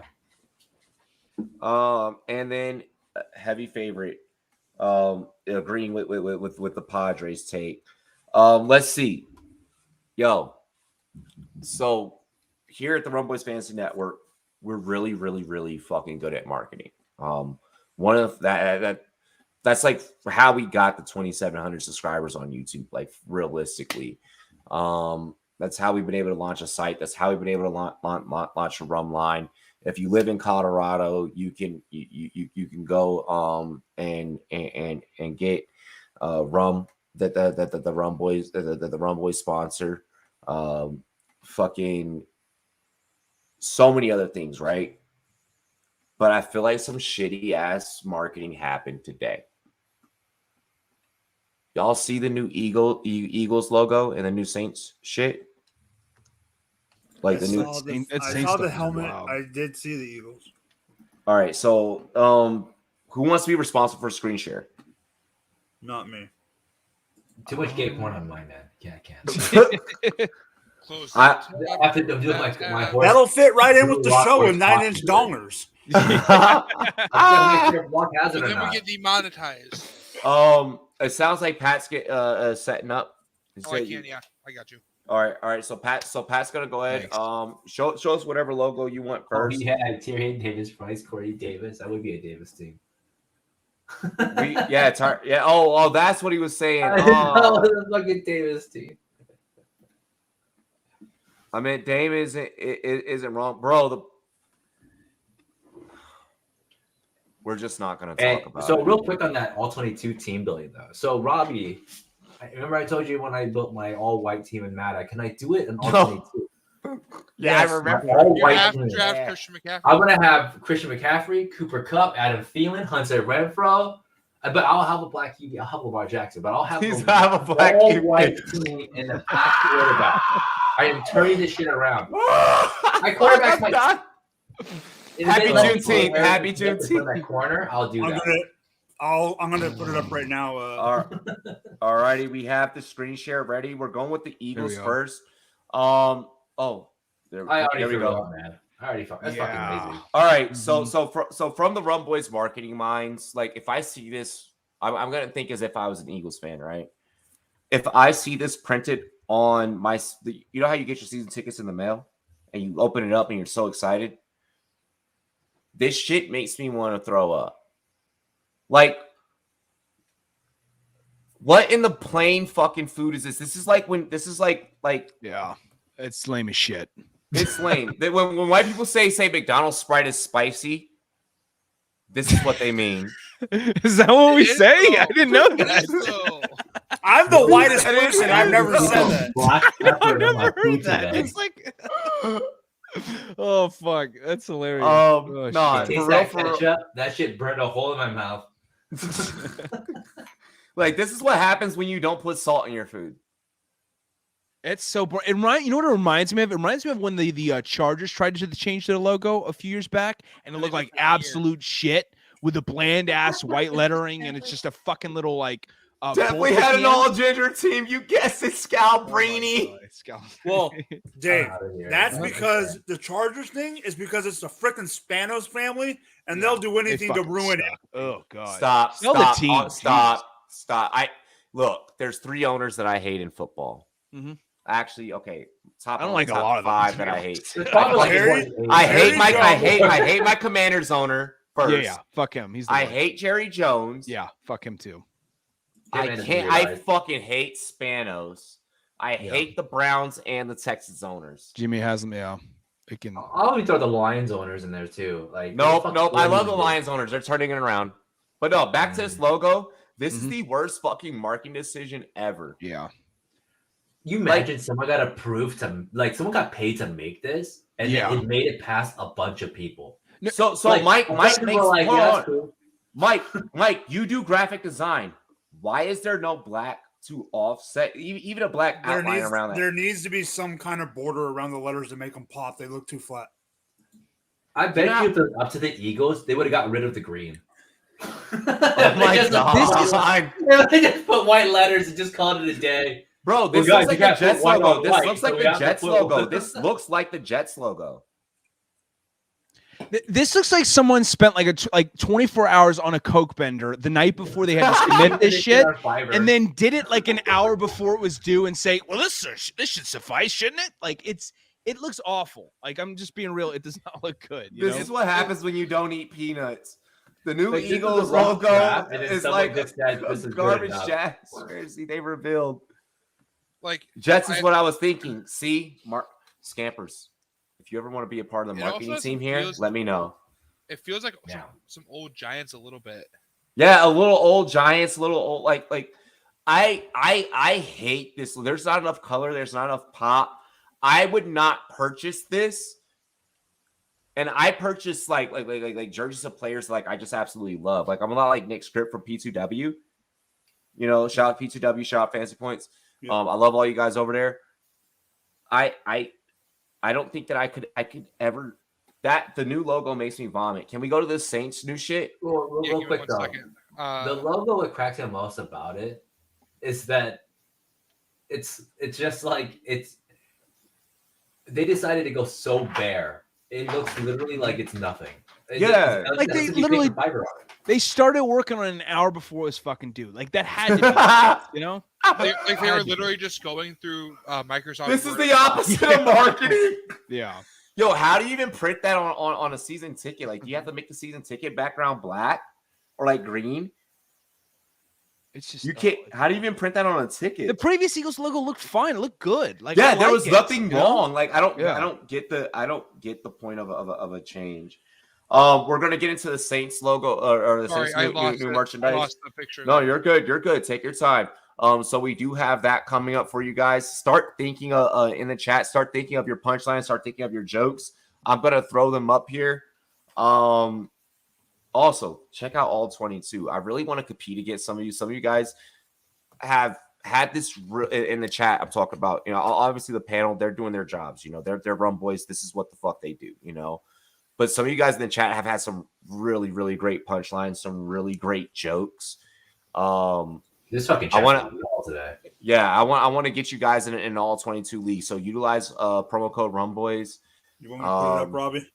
Then you do it. I already got it. I got it right here. All right, so here's the Saints new merch.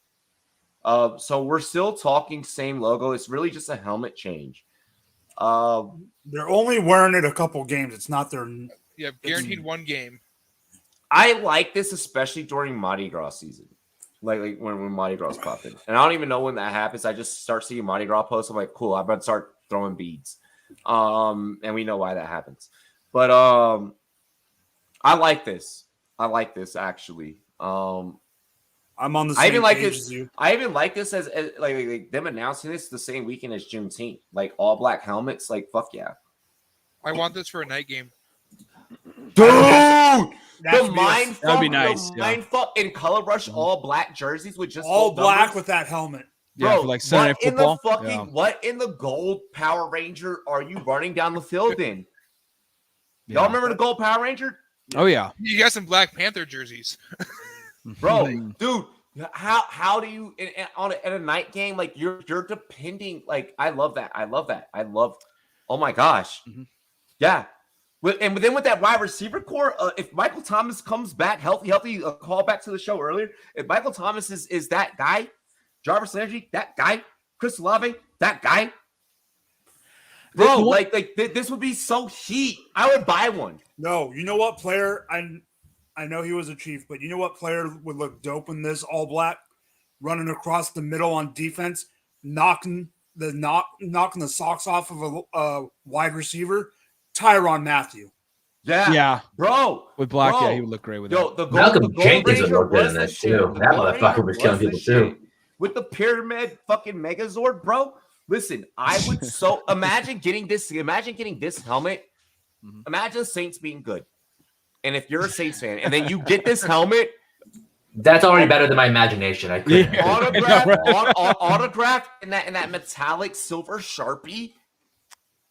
Give me a metallic gold. Yo, give me a metallic gold bro.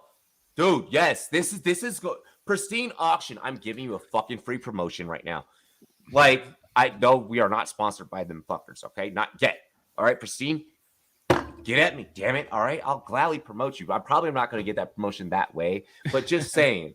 All right, for real though. This is an item. This is a hot ticket item when it becomes autoed. You want to know how cool this helmet looks? Daniel Sorensen will think he'll do good with this helmet on. Definitely saw the original PR movie in theater. I will say I love the black helmet, but I'm not big on the patch at the top. Yeah, I'm not big on that. If they would have removed it, I think it would look filthy if it was bare like that. I'm not if it was bare black, just like all the way through, bro. That would look filthy. That would look better than that, if you ask me. I just don't think it matches up with the little mini Saints symbols, like the Saints logos on there. I don't think it meshes well, in my opinion, though. Dude, either way, like, this makes me hyped for this team. Eagles, you failed. You remember when the schedule release videos came out and the Falcons had that shit ass one? And the Chargers had the dope one? Yeah, this is what this is like. This is that conversation all over again. Philadelphia, I know. I'm a Commanders fan, okay? I get it, all right? Been burgundy and gold since I was in a onesie, all right? As a little infant. Hear me out now. Philly, if you need a marketing genius, okay, I'm not Kanye. I'm not going to call myself a genius. That was cocky. If you need a marketing specialist, hit me up. My Twitter's always open because clearly y'all motherfuckers need it. I should just make a logo for the Eagles and send it to them. You should do it. It is they are mini fleur-de-lis on the stripe. Oh shit, they are. Yep. They are. I love it even more now that I just got closer. I should have put on my glasses. Fuck. Yeah, this is not. Oh my goodness. Can I line up for the Saints at receiver this year? Please. I think Antonio Brown would even wear this helmet. Oh my gosh. All right, ladies and gentlemen, thoughts on let's go ahead and pull this one down. Mike, if you want to take care of that one for me. Shout out to Mike for being a great co-producer, ladies and gentlemen. Let's get a round of applause. Take off your top. Take off your top. All right, can you give me the merchandise now? Oh shit, he's fucking doing it. No, you're So the Saints merchandise. Have you seen that shit too? No, I haven't. What's that? Oh my god, let me see if I can find it. The new Saints merchandise. It's on the show sheet really quick. Let me see. And even though I don't like the patch, I still think it'll look filthy. On the helmet still looks good, and it'll especially look good on Color Rush night if they do that for Thursday night. Oh damn it, I can't find it. But basically, what it was like it's the same stuff, but this time they put like on the wallets or bags, and it has a bunch of the Saints logos, just the same color, and everyone's calling it like the cheap Louis Vuitton. Like if you need to pretend that you have Louis Vuitton, you get the Saints gear and run around with it. Yo, hey.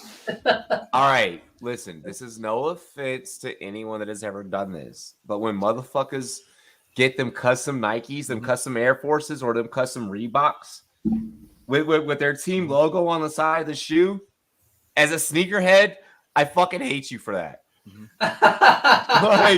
like, how dare you ruin a pair of fucking Air Forces by no, I'm not with it. I'm not with that. I can't stand when y'all get the all whites with your team logo on the side. Stop that shit. And it's always Chad dads too. It's always the Chad dad that does it. Fucking walking around Michigan with the goddamn Detroit logo on the side of their fucking shoe. Like, no, stop it. I was about to make a Bears joke, but I mean, we can go after the Detroit sports team. I mean, the Bears joke. Let's do that instead, you know? hey, the Bears joke is already Velas Jones Jr., so. Oh, God. Geriatric Jones, get it right. Guys, say his name enough. He's going to pop up in the fucking chat again. No.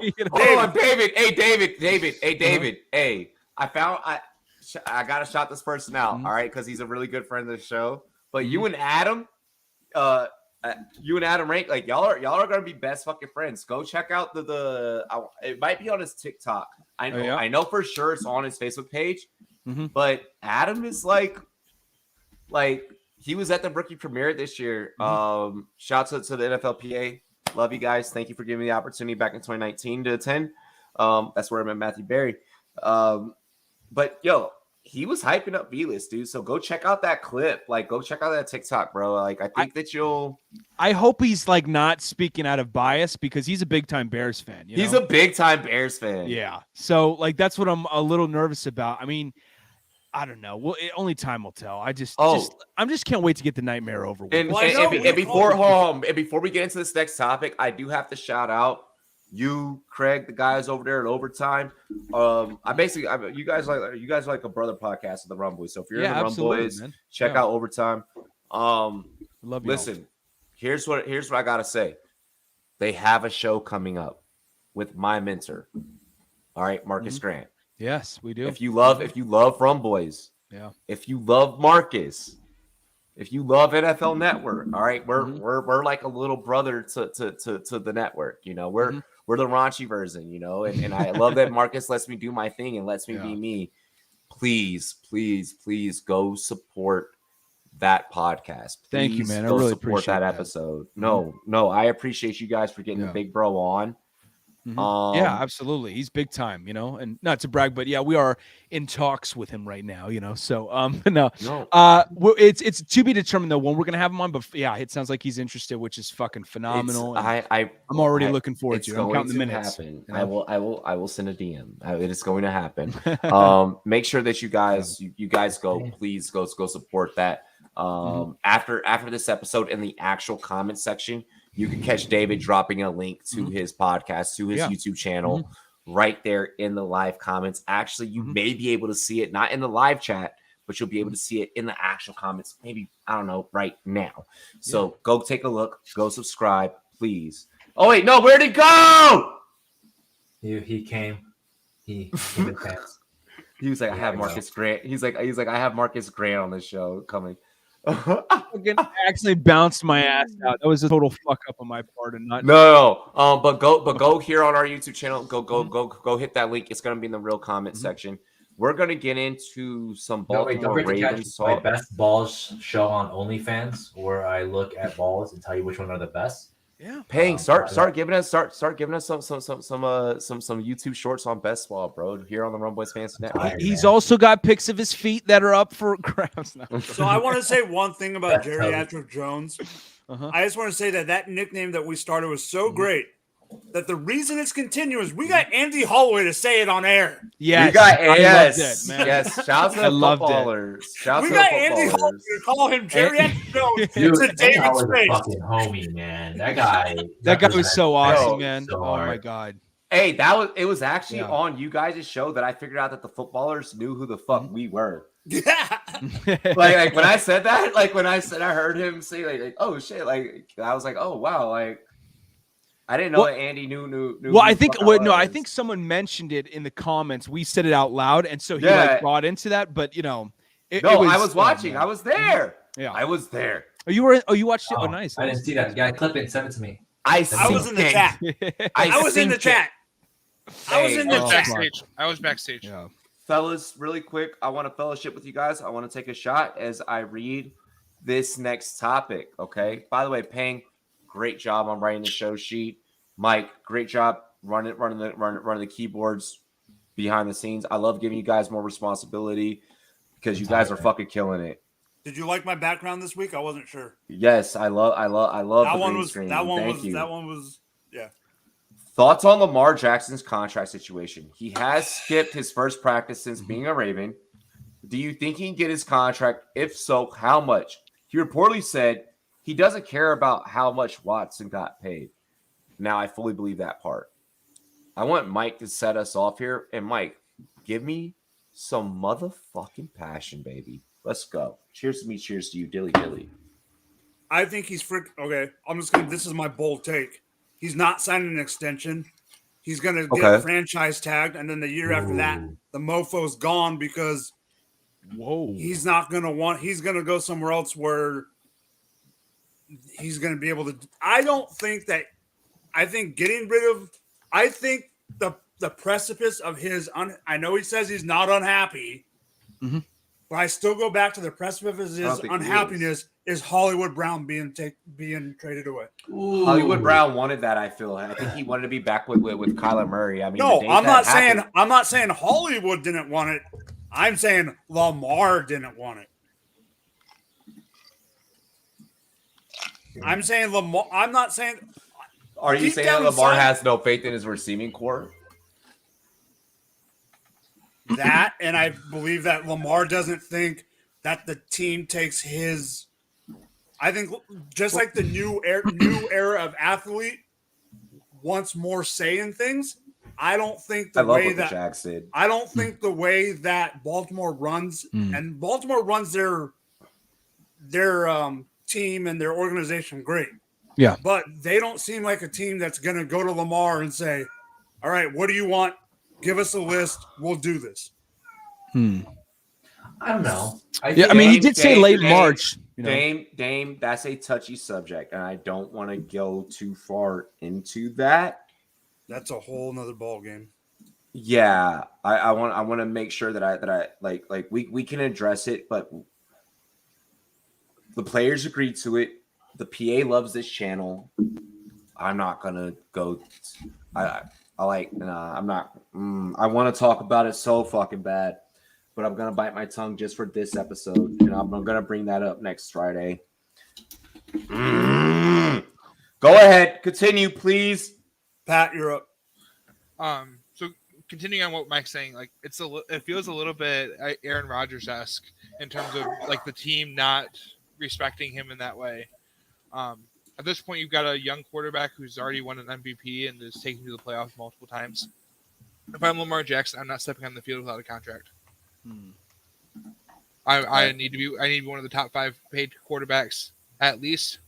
I need to be paid. You need to protect your body. You need to protect your investment. You've invested this much into football. Football has to invest itself back in you right now. Anita, the way that you can see us on the regular football season is approaching, so you are going to start seeing, a lot more, content dropping. in the form of YouTube shorts. We're going to be taking some of our TikToks that we're going to be doing. We're going to be repurposing them back onto YouTube. I suggest the easiest way is hitting that subscribe button, hitting the bell, okay? Get notified whenever the Rumboyz are dropping content. These guys are killing it and are taking on a little bit more responsibilities and stuff. So you're going to even start seeing some of their content pop up on the YouTube channel, pop up on the TikTok, pop up on the Twitter. The Twitter. If you go in the description, you can follow us everywhere. But yeah, just catch us on the regular. We are especially because of all 22. We're probably gonna be your best source of fantasy football because we're going above and beyond and looking at things at different angles that maybe some of your other channels aren't looking at that make you a better fantasy football player. And also we have the join feature too if you ever are into that, and that's only $6.99. So I'll say one more thing before we get down to paying. If Lamar chooses to wait and to not step on a football field until he gets that contract, which I think he should, the Ravens have 3 winnable games with their backup quarterback before they would need stop. to happen. What? You're moving too much.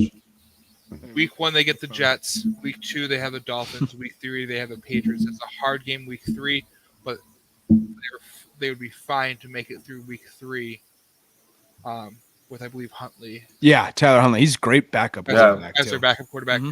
If you're in a super flex dynasty league, make sure that you've got him if you have Lamar Jackson. Mm-hmm.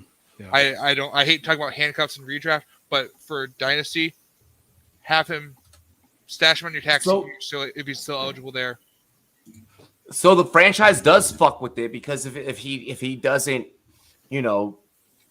perform per se, then that's a big fucking problem, So I don't. Damn it! I'm trying to fucking pick my words carefully. I don't want Lamar to franchise tag. I want Lamar to get max. If Cleveland did the dumb shit and the unintegrable shit that they did, and I'm gonna say that they had no integrity in what they did. I'm gonna call a spade a spade. It's what I do. And if anyone doesn't like it, then I don't care. Okay, I'm calling a spade a spade. Fuck Cleveland for this shit. I want Lamar to Dame's comment right here. Max. I don't care if it completely reshifts the whole entire quarterback market. I have no fucks to give. Lamar deserves it. Baltimore, you finally have a franchise QB. The thing is, I don't think they're the type of organization to max. They're not at that position. They're not. That's why I think he's gone.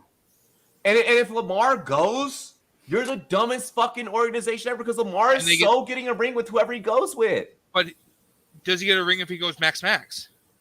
Yes. No. What if that team already has all the pieces? If that team has the other pieces. If he's taking 30+% of their team's salary, he's not getting max. He's not. Dude, it's simple. He just needs to be 30% better. All the other pieces. What if all that? What if that give 130%? Listen, how are they affording all those other pieces, bro? How do they have those other pieces with them paying? I could see Lamar. I could see Lamar, like pulling, like remove all of the misconduct out of it. Okay. I could see Lamar going to a shit team. And I say misconduct because I'm not going to mention the team. I'm not going to mention the situation, but you'll get where I'm comparing it to. I could see Lamar going to a shit team, a shit organization, because he's a champion, he's a winner, and turning that motherfucker around from being the suckiest shit in the league to being the hottest shit in the league. He has a tremendous impact. But remember, he did say late in March that he wanted to stay with Baltimore, He wants to stay in Baltimore. Yeah. He wants Baltimore. He loves Baltimore is his vibe. He fits in with that city's image and just everything. Yeah. He's going to be the next biggest thing to what Ray Lewis and Cal Ripken were to that city.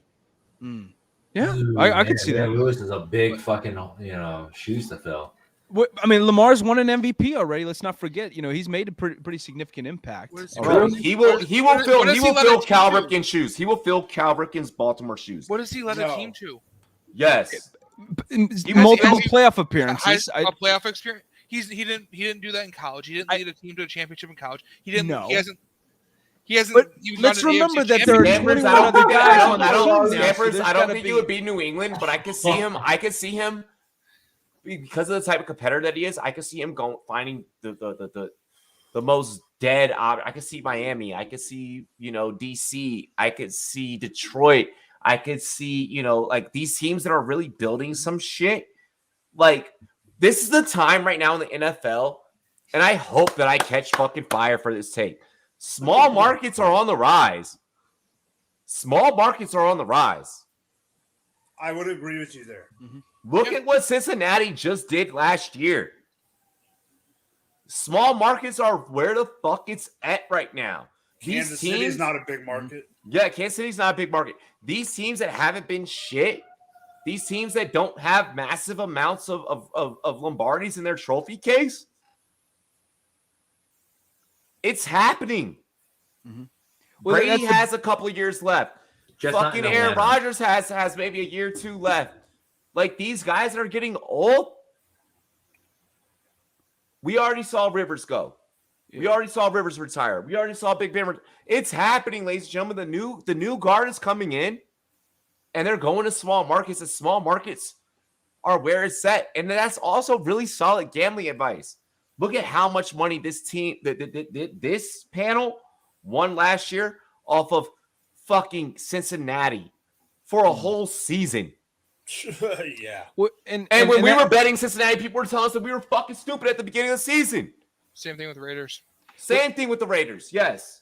That's the beauty of the NFL. I mean, in some ways, I know some people argue, do you want to have a salary cap? Do you not want to have a salary cap? But the good thing about having a salary cap is that it's an equal playing field, and so that no one can overpay, and there's not like more value in one city compared to the other when it comes to how much a player can accrue through their contract. But with Lamar, though, I think he's probably going to end up like he's very quiet about what he ultimately wants to receive. So his agent is doesn't he have Todd France as his agent? I think Todd France is his agent. I'm not familiar with who. I think it's Todd France, and that's how France runs all of his players. Well, like if I had to expect what he's going to try to get, like I would expect it to be a top 5 salary where he's probably going to be mirroring what Patrick Mahomes is getting in terms of $45 million a season, like that, like, in terms of jumping the levels too, like that's like what I would expect to see that play out, even though I wouldn't say he's more valuable than a Josh Allen maybe right now, from a playing standpoint. I do think though that he's going to probably seek to, he's going to end up ultimately receiving more than he does because that's how the market resets. What do you think that about what Tria is saying on the screen right now? And go ahead and read that one for me. Who gets more money, Kyler or Lamar? That's an interesting question. I think Lamar ultimately gets more money. I think he's a better player. I think they realize that they're both still very young. Let's not forget that too. Kyler has a little bit more youth on his side, but Lamar is still very, very young, still very much into his prime. So I think they recognize that. And his agent's going to recognize that. They're going to find out what Kyler ultimately ends up getting, whenever that may be. And Lamar is going to adjust accordingly, but probably, or his agent will. And it'll probably amount to more than Kyler ends up receiving, considering, I mean, you saw Lamar, when he's on the field, he is the offense. He is the offense. And Kyler is to some degree, but like, I think it's just because they don't have a lot of guys to back him up. Like Lamar contributes in all different ways, on the field. All different ways. Hey, Scampers, to address your comment, I'm going to get back into that Kyler Lamar talk. To address Scamper's comment, though, I'm not saying the Panthers will win the Super Bowl, but I'm saying the Lions will place second in the North. Cheers to me, cheers to you. Who places first? That's what I'm wondering. Aaron Rodgers forces his way to first. So you're not buying into the Vikings much? The Vikings can lick my ass. All right, I'll take that. Smash Detroit. Same. So here's the thing with the Vikings. There wasn't a whole lot of All season. So the average NFL team loses 33.3, statistically proven loses 33.3% during the offseason in terms of free agency, trades, draft, retirements, et cetera, et cetera. What the fuck did Minnesota lose? A coach who was losing, I thought he was losing his understanding of how the team needs to focus. Yeah, cool. The coaching regime is Kevin O'Connell on the field. You didn't do the right things this offseason. Kirk Cousins 59-59-1. I don't think it fell on him though, compared to other areas of the team, like the defense, for one thing. Scampers, hey, Scampers, run to the bookie right now. Run to the bookie right now and place that bet. I put that on this shot of rum right here. Let's go. Run to the bookie right now. I promise, bruh. I promise, bruh. I'm not. Remember that crystal ball I was talking about? Yeah, I just looked into it. Who gets this? We're back on this topic here. Look, when I looked Kyler Murray in the eyes, and I got to chill with him for a weekend, you know, the man is so focused. The man is such a competitor, and Lamar is the same way. I haven't met Lamar yet, and I'm sure my career will eventually line up to where we interview each other. You know, and we sit back, we have a beer, and we just talk. You know, and then obviously I'll be an off-season interview. I wouldn't do that with the player in season. We know this. But straight up professionalism, and as someone in this space that is viewed in that eye and viewed in that manner, I think it is Kyler. Okay, I think it is Kyler. Just here's the reason why What's that? I mean, we've all followed each other long enough. I mean, we know that I love pulling out NFL history. I think that Arizona is more willing to spend on a quarterback than Baltimore. And that's why I think that Kyler gets the more pay than Lamar. Do you think that's because of Tyler Huntley, or is it because of quarterbacks in general in Baltimore or Lamar? No, I don't think that Tyler Huntley has anything to do with it whatsoever, period. I think that it's just the way that organization works. They are a defensive-minded, defense-first type of team. Remember, they did compensate Joe Flacco after he won the Super Bowl. No, Skipper! But you have really good gambling analysis. That blows. All right. Nothing is worse than being than having great analysis surrounding betting and being in a place to where you can't utilize that analysis. Because Scampers has been on fire this whole chat and gets it.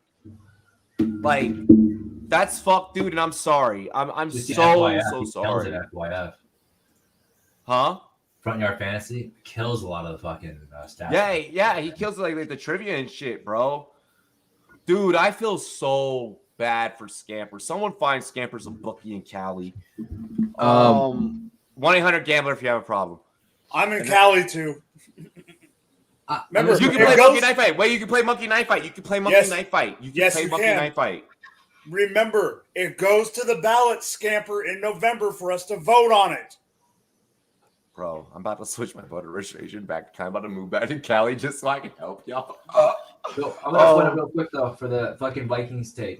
They signed some decent guys. Yeah, they didn't lose anybody.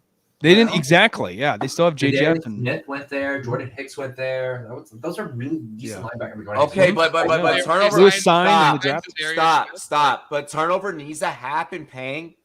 You need turnover because turnover in the NFL equals improvement usually.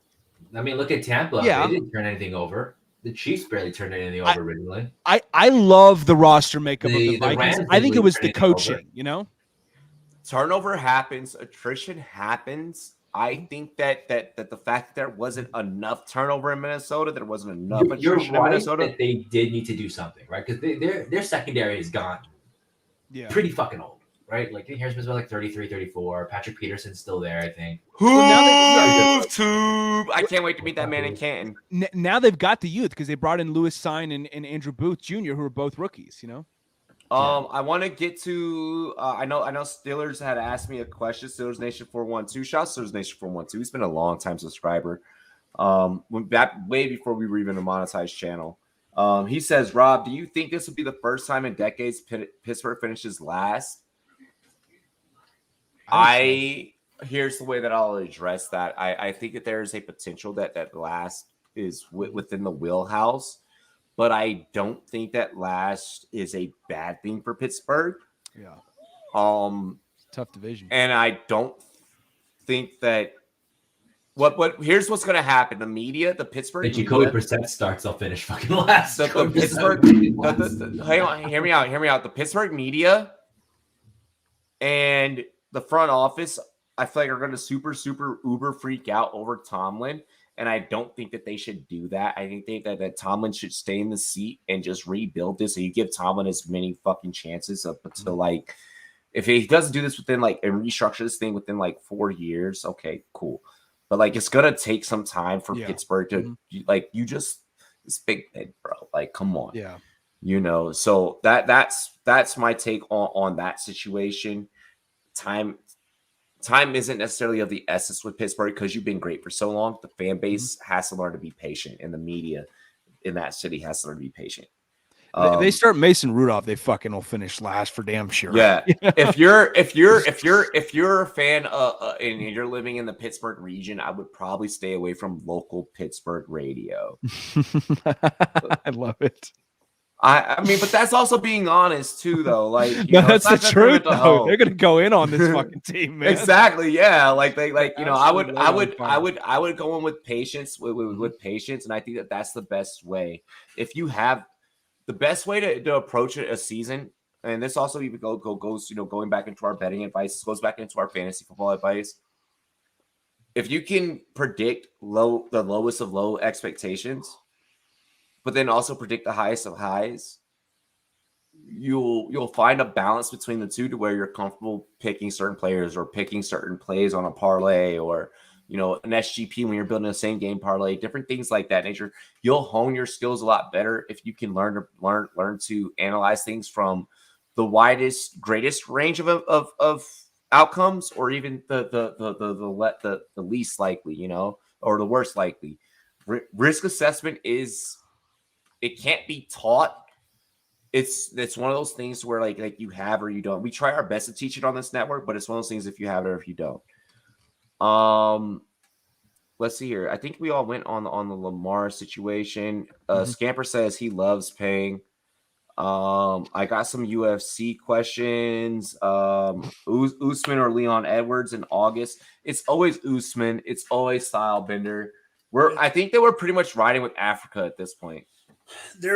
I just don't see a way that the UFC would go and put Leon Edwards and Usman as a main event in like if Leon Edwards had a chance to like actually, obviously there's always a chance, but if Leon Edwards had a legitimate shot, I think this would be like a Vegas and New York fight, not a Salt Lake City fight.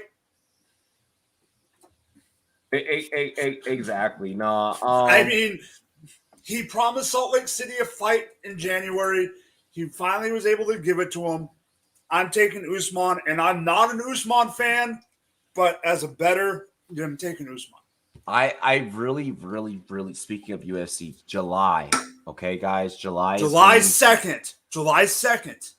July is going to be a money month for it's what we call money months. When big fights happen, when things like this align.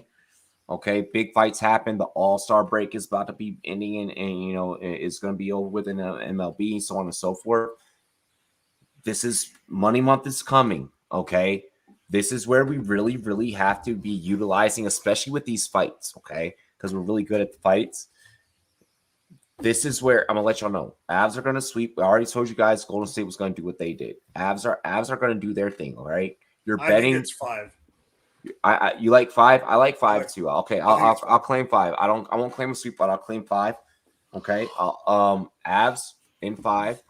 All right. July, big fight month. You guys really gotta be paying attention here. Get with our Discord channel, if you haven't already, because Mike and I will randomly drop, parlay cards or monkey knife fight bets or, our picks of the day, whatever the case may be. This staff is on fire right now. This staff is stupid fucking knowledgeable. Like really, really, really, really knowledgeable. Now's the time to where you really need to be subscribed because football season's coming. We need to build our bankroll. We need to get ready for DFS. We need to get ready for running these death parlays that we like to do for fun. We need to get ready for our SGPs that we like to do during football season. We don't do SGPs for other sports. We do SGPs for football though. There's so many different skill sets that we gotta master and we gotta lock in. Fantasy football, all 22. This is the channel that you really want to be set in. Payne brought it up before the show that we got to get a draft done. I'm planning on July to start really announcing when some drafts are going to happen.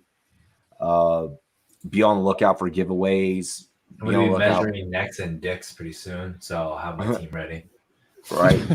But yeah, be on the lookout for the intel. Be on the lookout for giveaways. We are going to start doing a lot more, things where you can earn, paying us on Madden Mutt coin before. I'm going to be doing jerseys this year. We'll probably be giving out some Madden 23s this year too. I think I can get us a couple of copies, so we'll see. Exactly. We did 22s So, last year. We get 23s this year too. Yeah, so now's the time that I really want you guys to like, comment, subscribe. We've already done a premium film session before. Mike enjoyed that, so if he's up to it, we'll probably be running those back here soon. I want to do some trenches. Yeah, we're gonna get in the trenches. But other than that, let's get into some sign-offs. We'll start from the bottom and then work our way up. Starting with me, right? Yeah. Okay. Yeah. Sorry. I need to learn the order from here on out. You can follow me at David G Sports TV. You can also follow our podcast at TBQ Sports. We've rebranded. We used to be called Overtime Heroics, OTH NFL Podcast, excuse me. But no longer are we a part of OTH. We're now just going our separate ways. Anita, I might make one. We're now called TBQ Sports. So feel free to follow us there on Twitter. We've got our YouTube link set up over there. I can also maybe post in the YouTube comments section as well. You rebranded later on. But you didn't know that? I'm proud of you. Yeah, thank you. Yeah, we just started. We got a temporary logo. We're trying to remodify the official logo. So it's a work in progress. But if you need a graphic designer, there's one right there. And I know we know Toby. Fucking Eagles. You have no idea. They're gonna change your whole thing and just put it on a fucking one color. I just want to know who created that logo, just so I can blacklist them. I love this. Yes, logo. Do that with your alternate accounts. Subscribe your alternate accounts as well. But you can follow me there, and we're coming out with like I said, with Marcus Grant. He's gonna be coming on the show sometime in the near future. We've also got Troy King. I think I just confirmed today that he's gonna be coming on our show next Thursday. So I want to say 7 p.m. Eastern Standard Time. So just feel free to tune in and show your support if you can. It'd be very much appreciated. And I believe that link in the actual comments. So we're put it in the actual comments because I want it to be permanent. Yeah. That link is in the real comments right now, David, right? It's live. I'm gonna post it right now, yeah. So that link is gonna be live here in the next minute and a half, right in the real comments. Just swipe down from the live chat, go to the actual comment section, and hit that link and subscribe. Okay. We want you guys to support all of our brother and sister networks, all of our brother and sister content creators, because this shit's not easy. Pain. Hey, Craig, we're gonna get to that dilly in a second. We're gonna get to that dilly in a second. Go ahead, Pang. You guys can catch me at Pang's Picks FF on Twitter. Once again, I'll say it again. This is the only time of the season where I'm active outside of my fucking trade articles that I do because I have to, not because I really want to these days.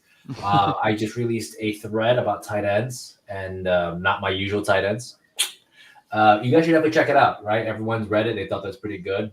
It actually, I think, is going to shape best ball a little bit differently now. I think people are going to talk about it differently. I've actually had messages from guys at industry standards that were telling me that, like, wow, that's definitely a good way to think about it. Guys who've been playing best ball for 5 to 10 years or longer, saying like that opened their mind to how to draft differently. So check out the thread if you're new to best ball and you need a new way of, just want to see something that's really different. And then the math is done for you. So hey, you got an Asian guy doing your math, so perfect. Fucking God. I did not make that joke. So seriously, go check that shit out. It's good. I'm 200 drafts in. It's gonna get gross. And I'm probably gonna do another 500. And I'm still not even gonna be the top of the leaderboards. I know a guy that already drafted 1,000 teams.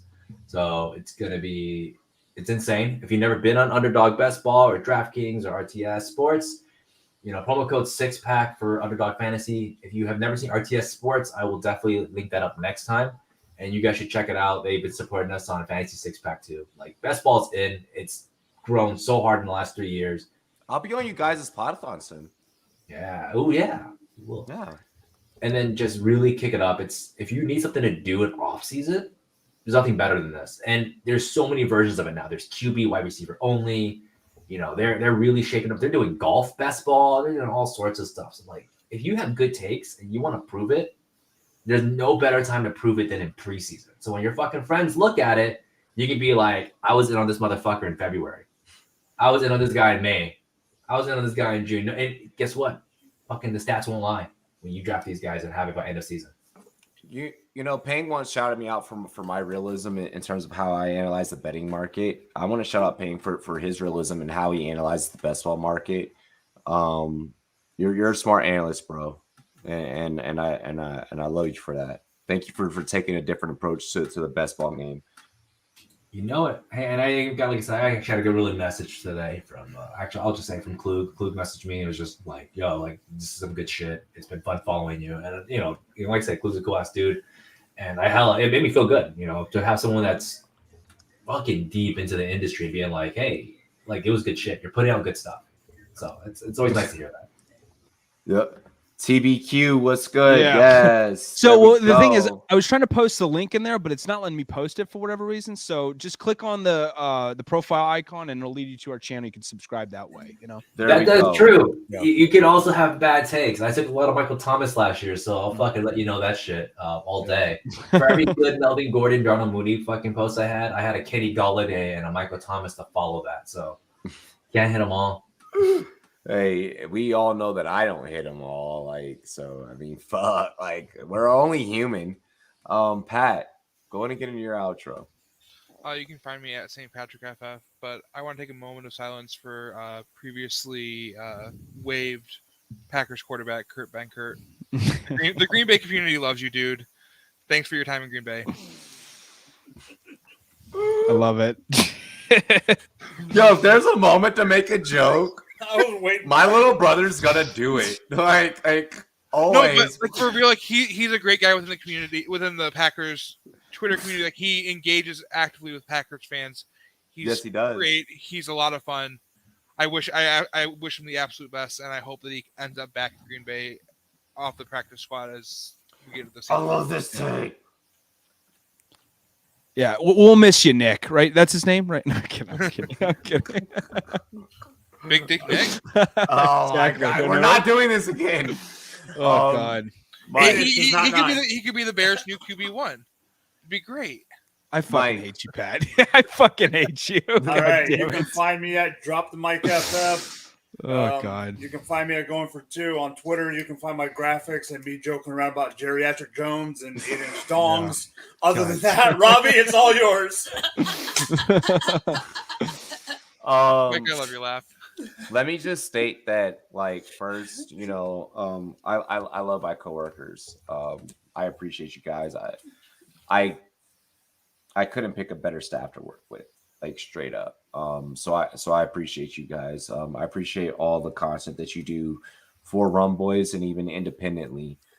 So thank you for that. Thank you guys for joining me for, a whole week of my first week of being 31. It's been amazing. I want to shout out the chat. I want to shout out every single person that came to the chat. Scampers, CR, Jordan Love, Tree as always, Craig. Yeah, Craig makes all of my gifts. Like all of my gifts that you see, Craig does them all. Scratch that. He makes all of Twitter's gifts. He makes all of fucking Twitter's gifts. Yeah, he makes all of Twitter's. It started off with the group chat, then it just went off after. Yeah. If you want both 9-inch dongler too. If you want exclusive. Yeah, yo, shout out to Dame. Dame has been up in here. Shout out Scampers. You said Brad Bolt's an analyst, right? Anita. Yeah. Yo, yeah. So he's podcasting with like Lisa Ann in the fantasy football game. No, I'm kidding. Oh, you guys, Jay Love here too. Yo, we love you, Brad, for the letting down under. Shout out to all our viewers, international, Australia, Canada. We have viewers in Germany and shit. Like all of our viewers that check us out, we appreciate you. Shout out to all the artists that drop music on this show. Other than that, let's go. Cheers to me. Cheers to you. All the Rumboyz and girls, what it do. You guys make this production so fucking amazing. And we appreciate all of you. Absolutely. All 9 inches of you. God damn it. Mike, please hit the outro button. Hold on. Peng does his research, folks. He does his research. I'm gonna get banned off Twitter for like YouTube at the same time. I hope Rachel Bonetto make sure to give Justin Herbert. Hang on, I got it. Because Justin Herbert is her daddy. What's the over/under on how many social media platforms Peng can get banned on? You know, that's what I'm. God damn it! How many can you get banned on? Just end it. I'll just end it.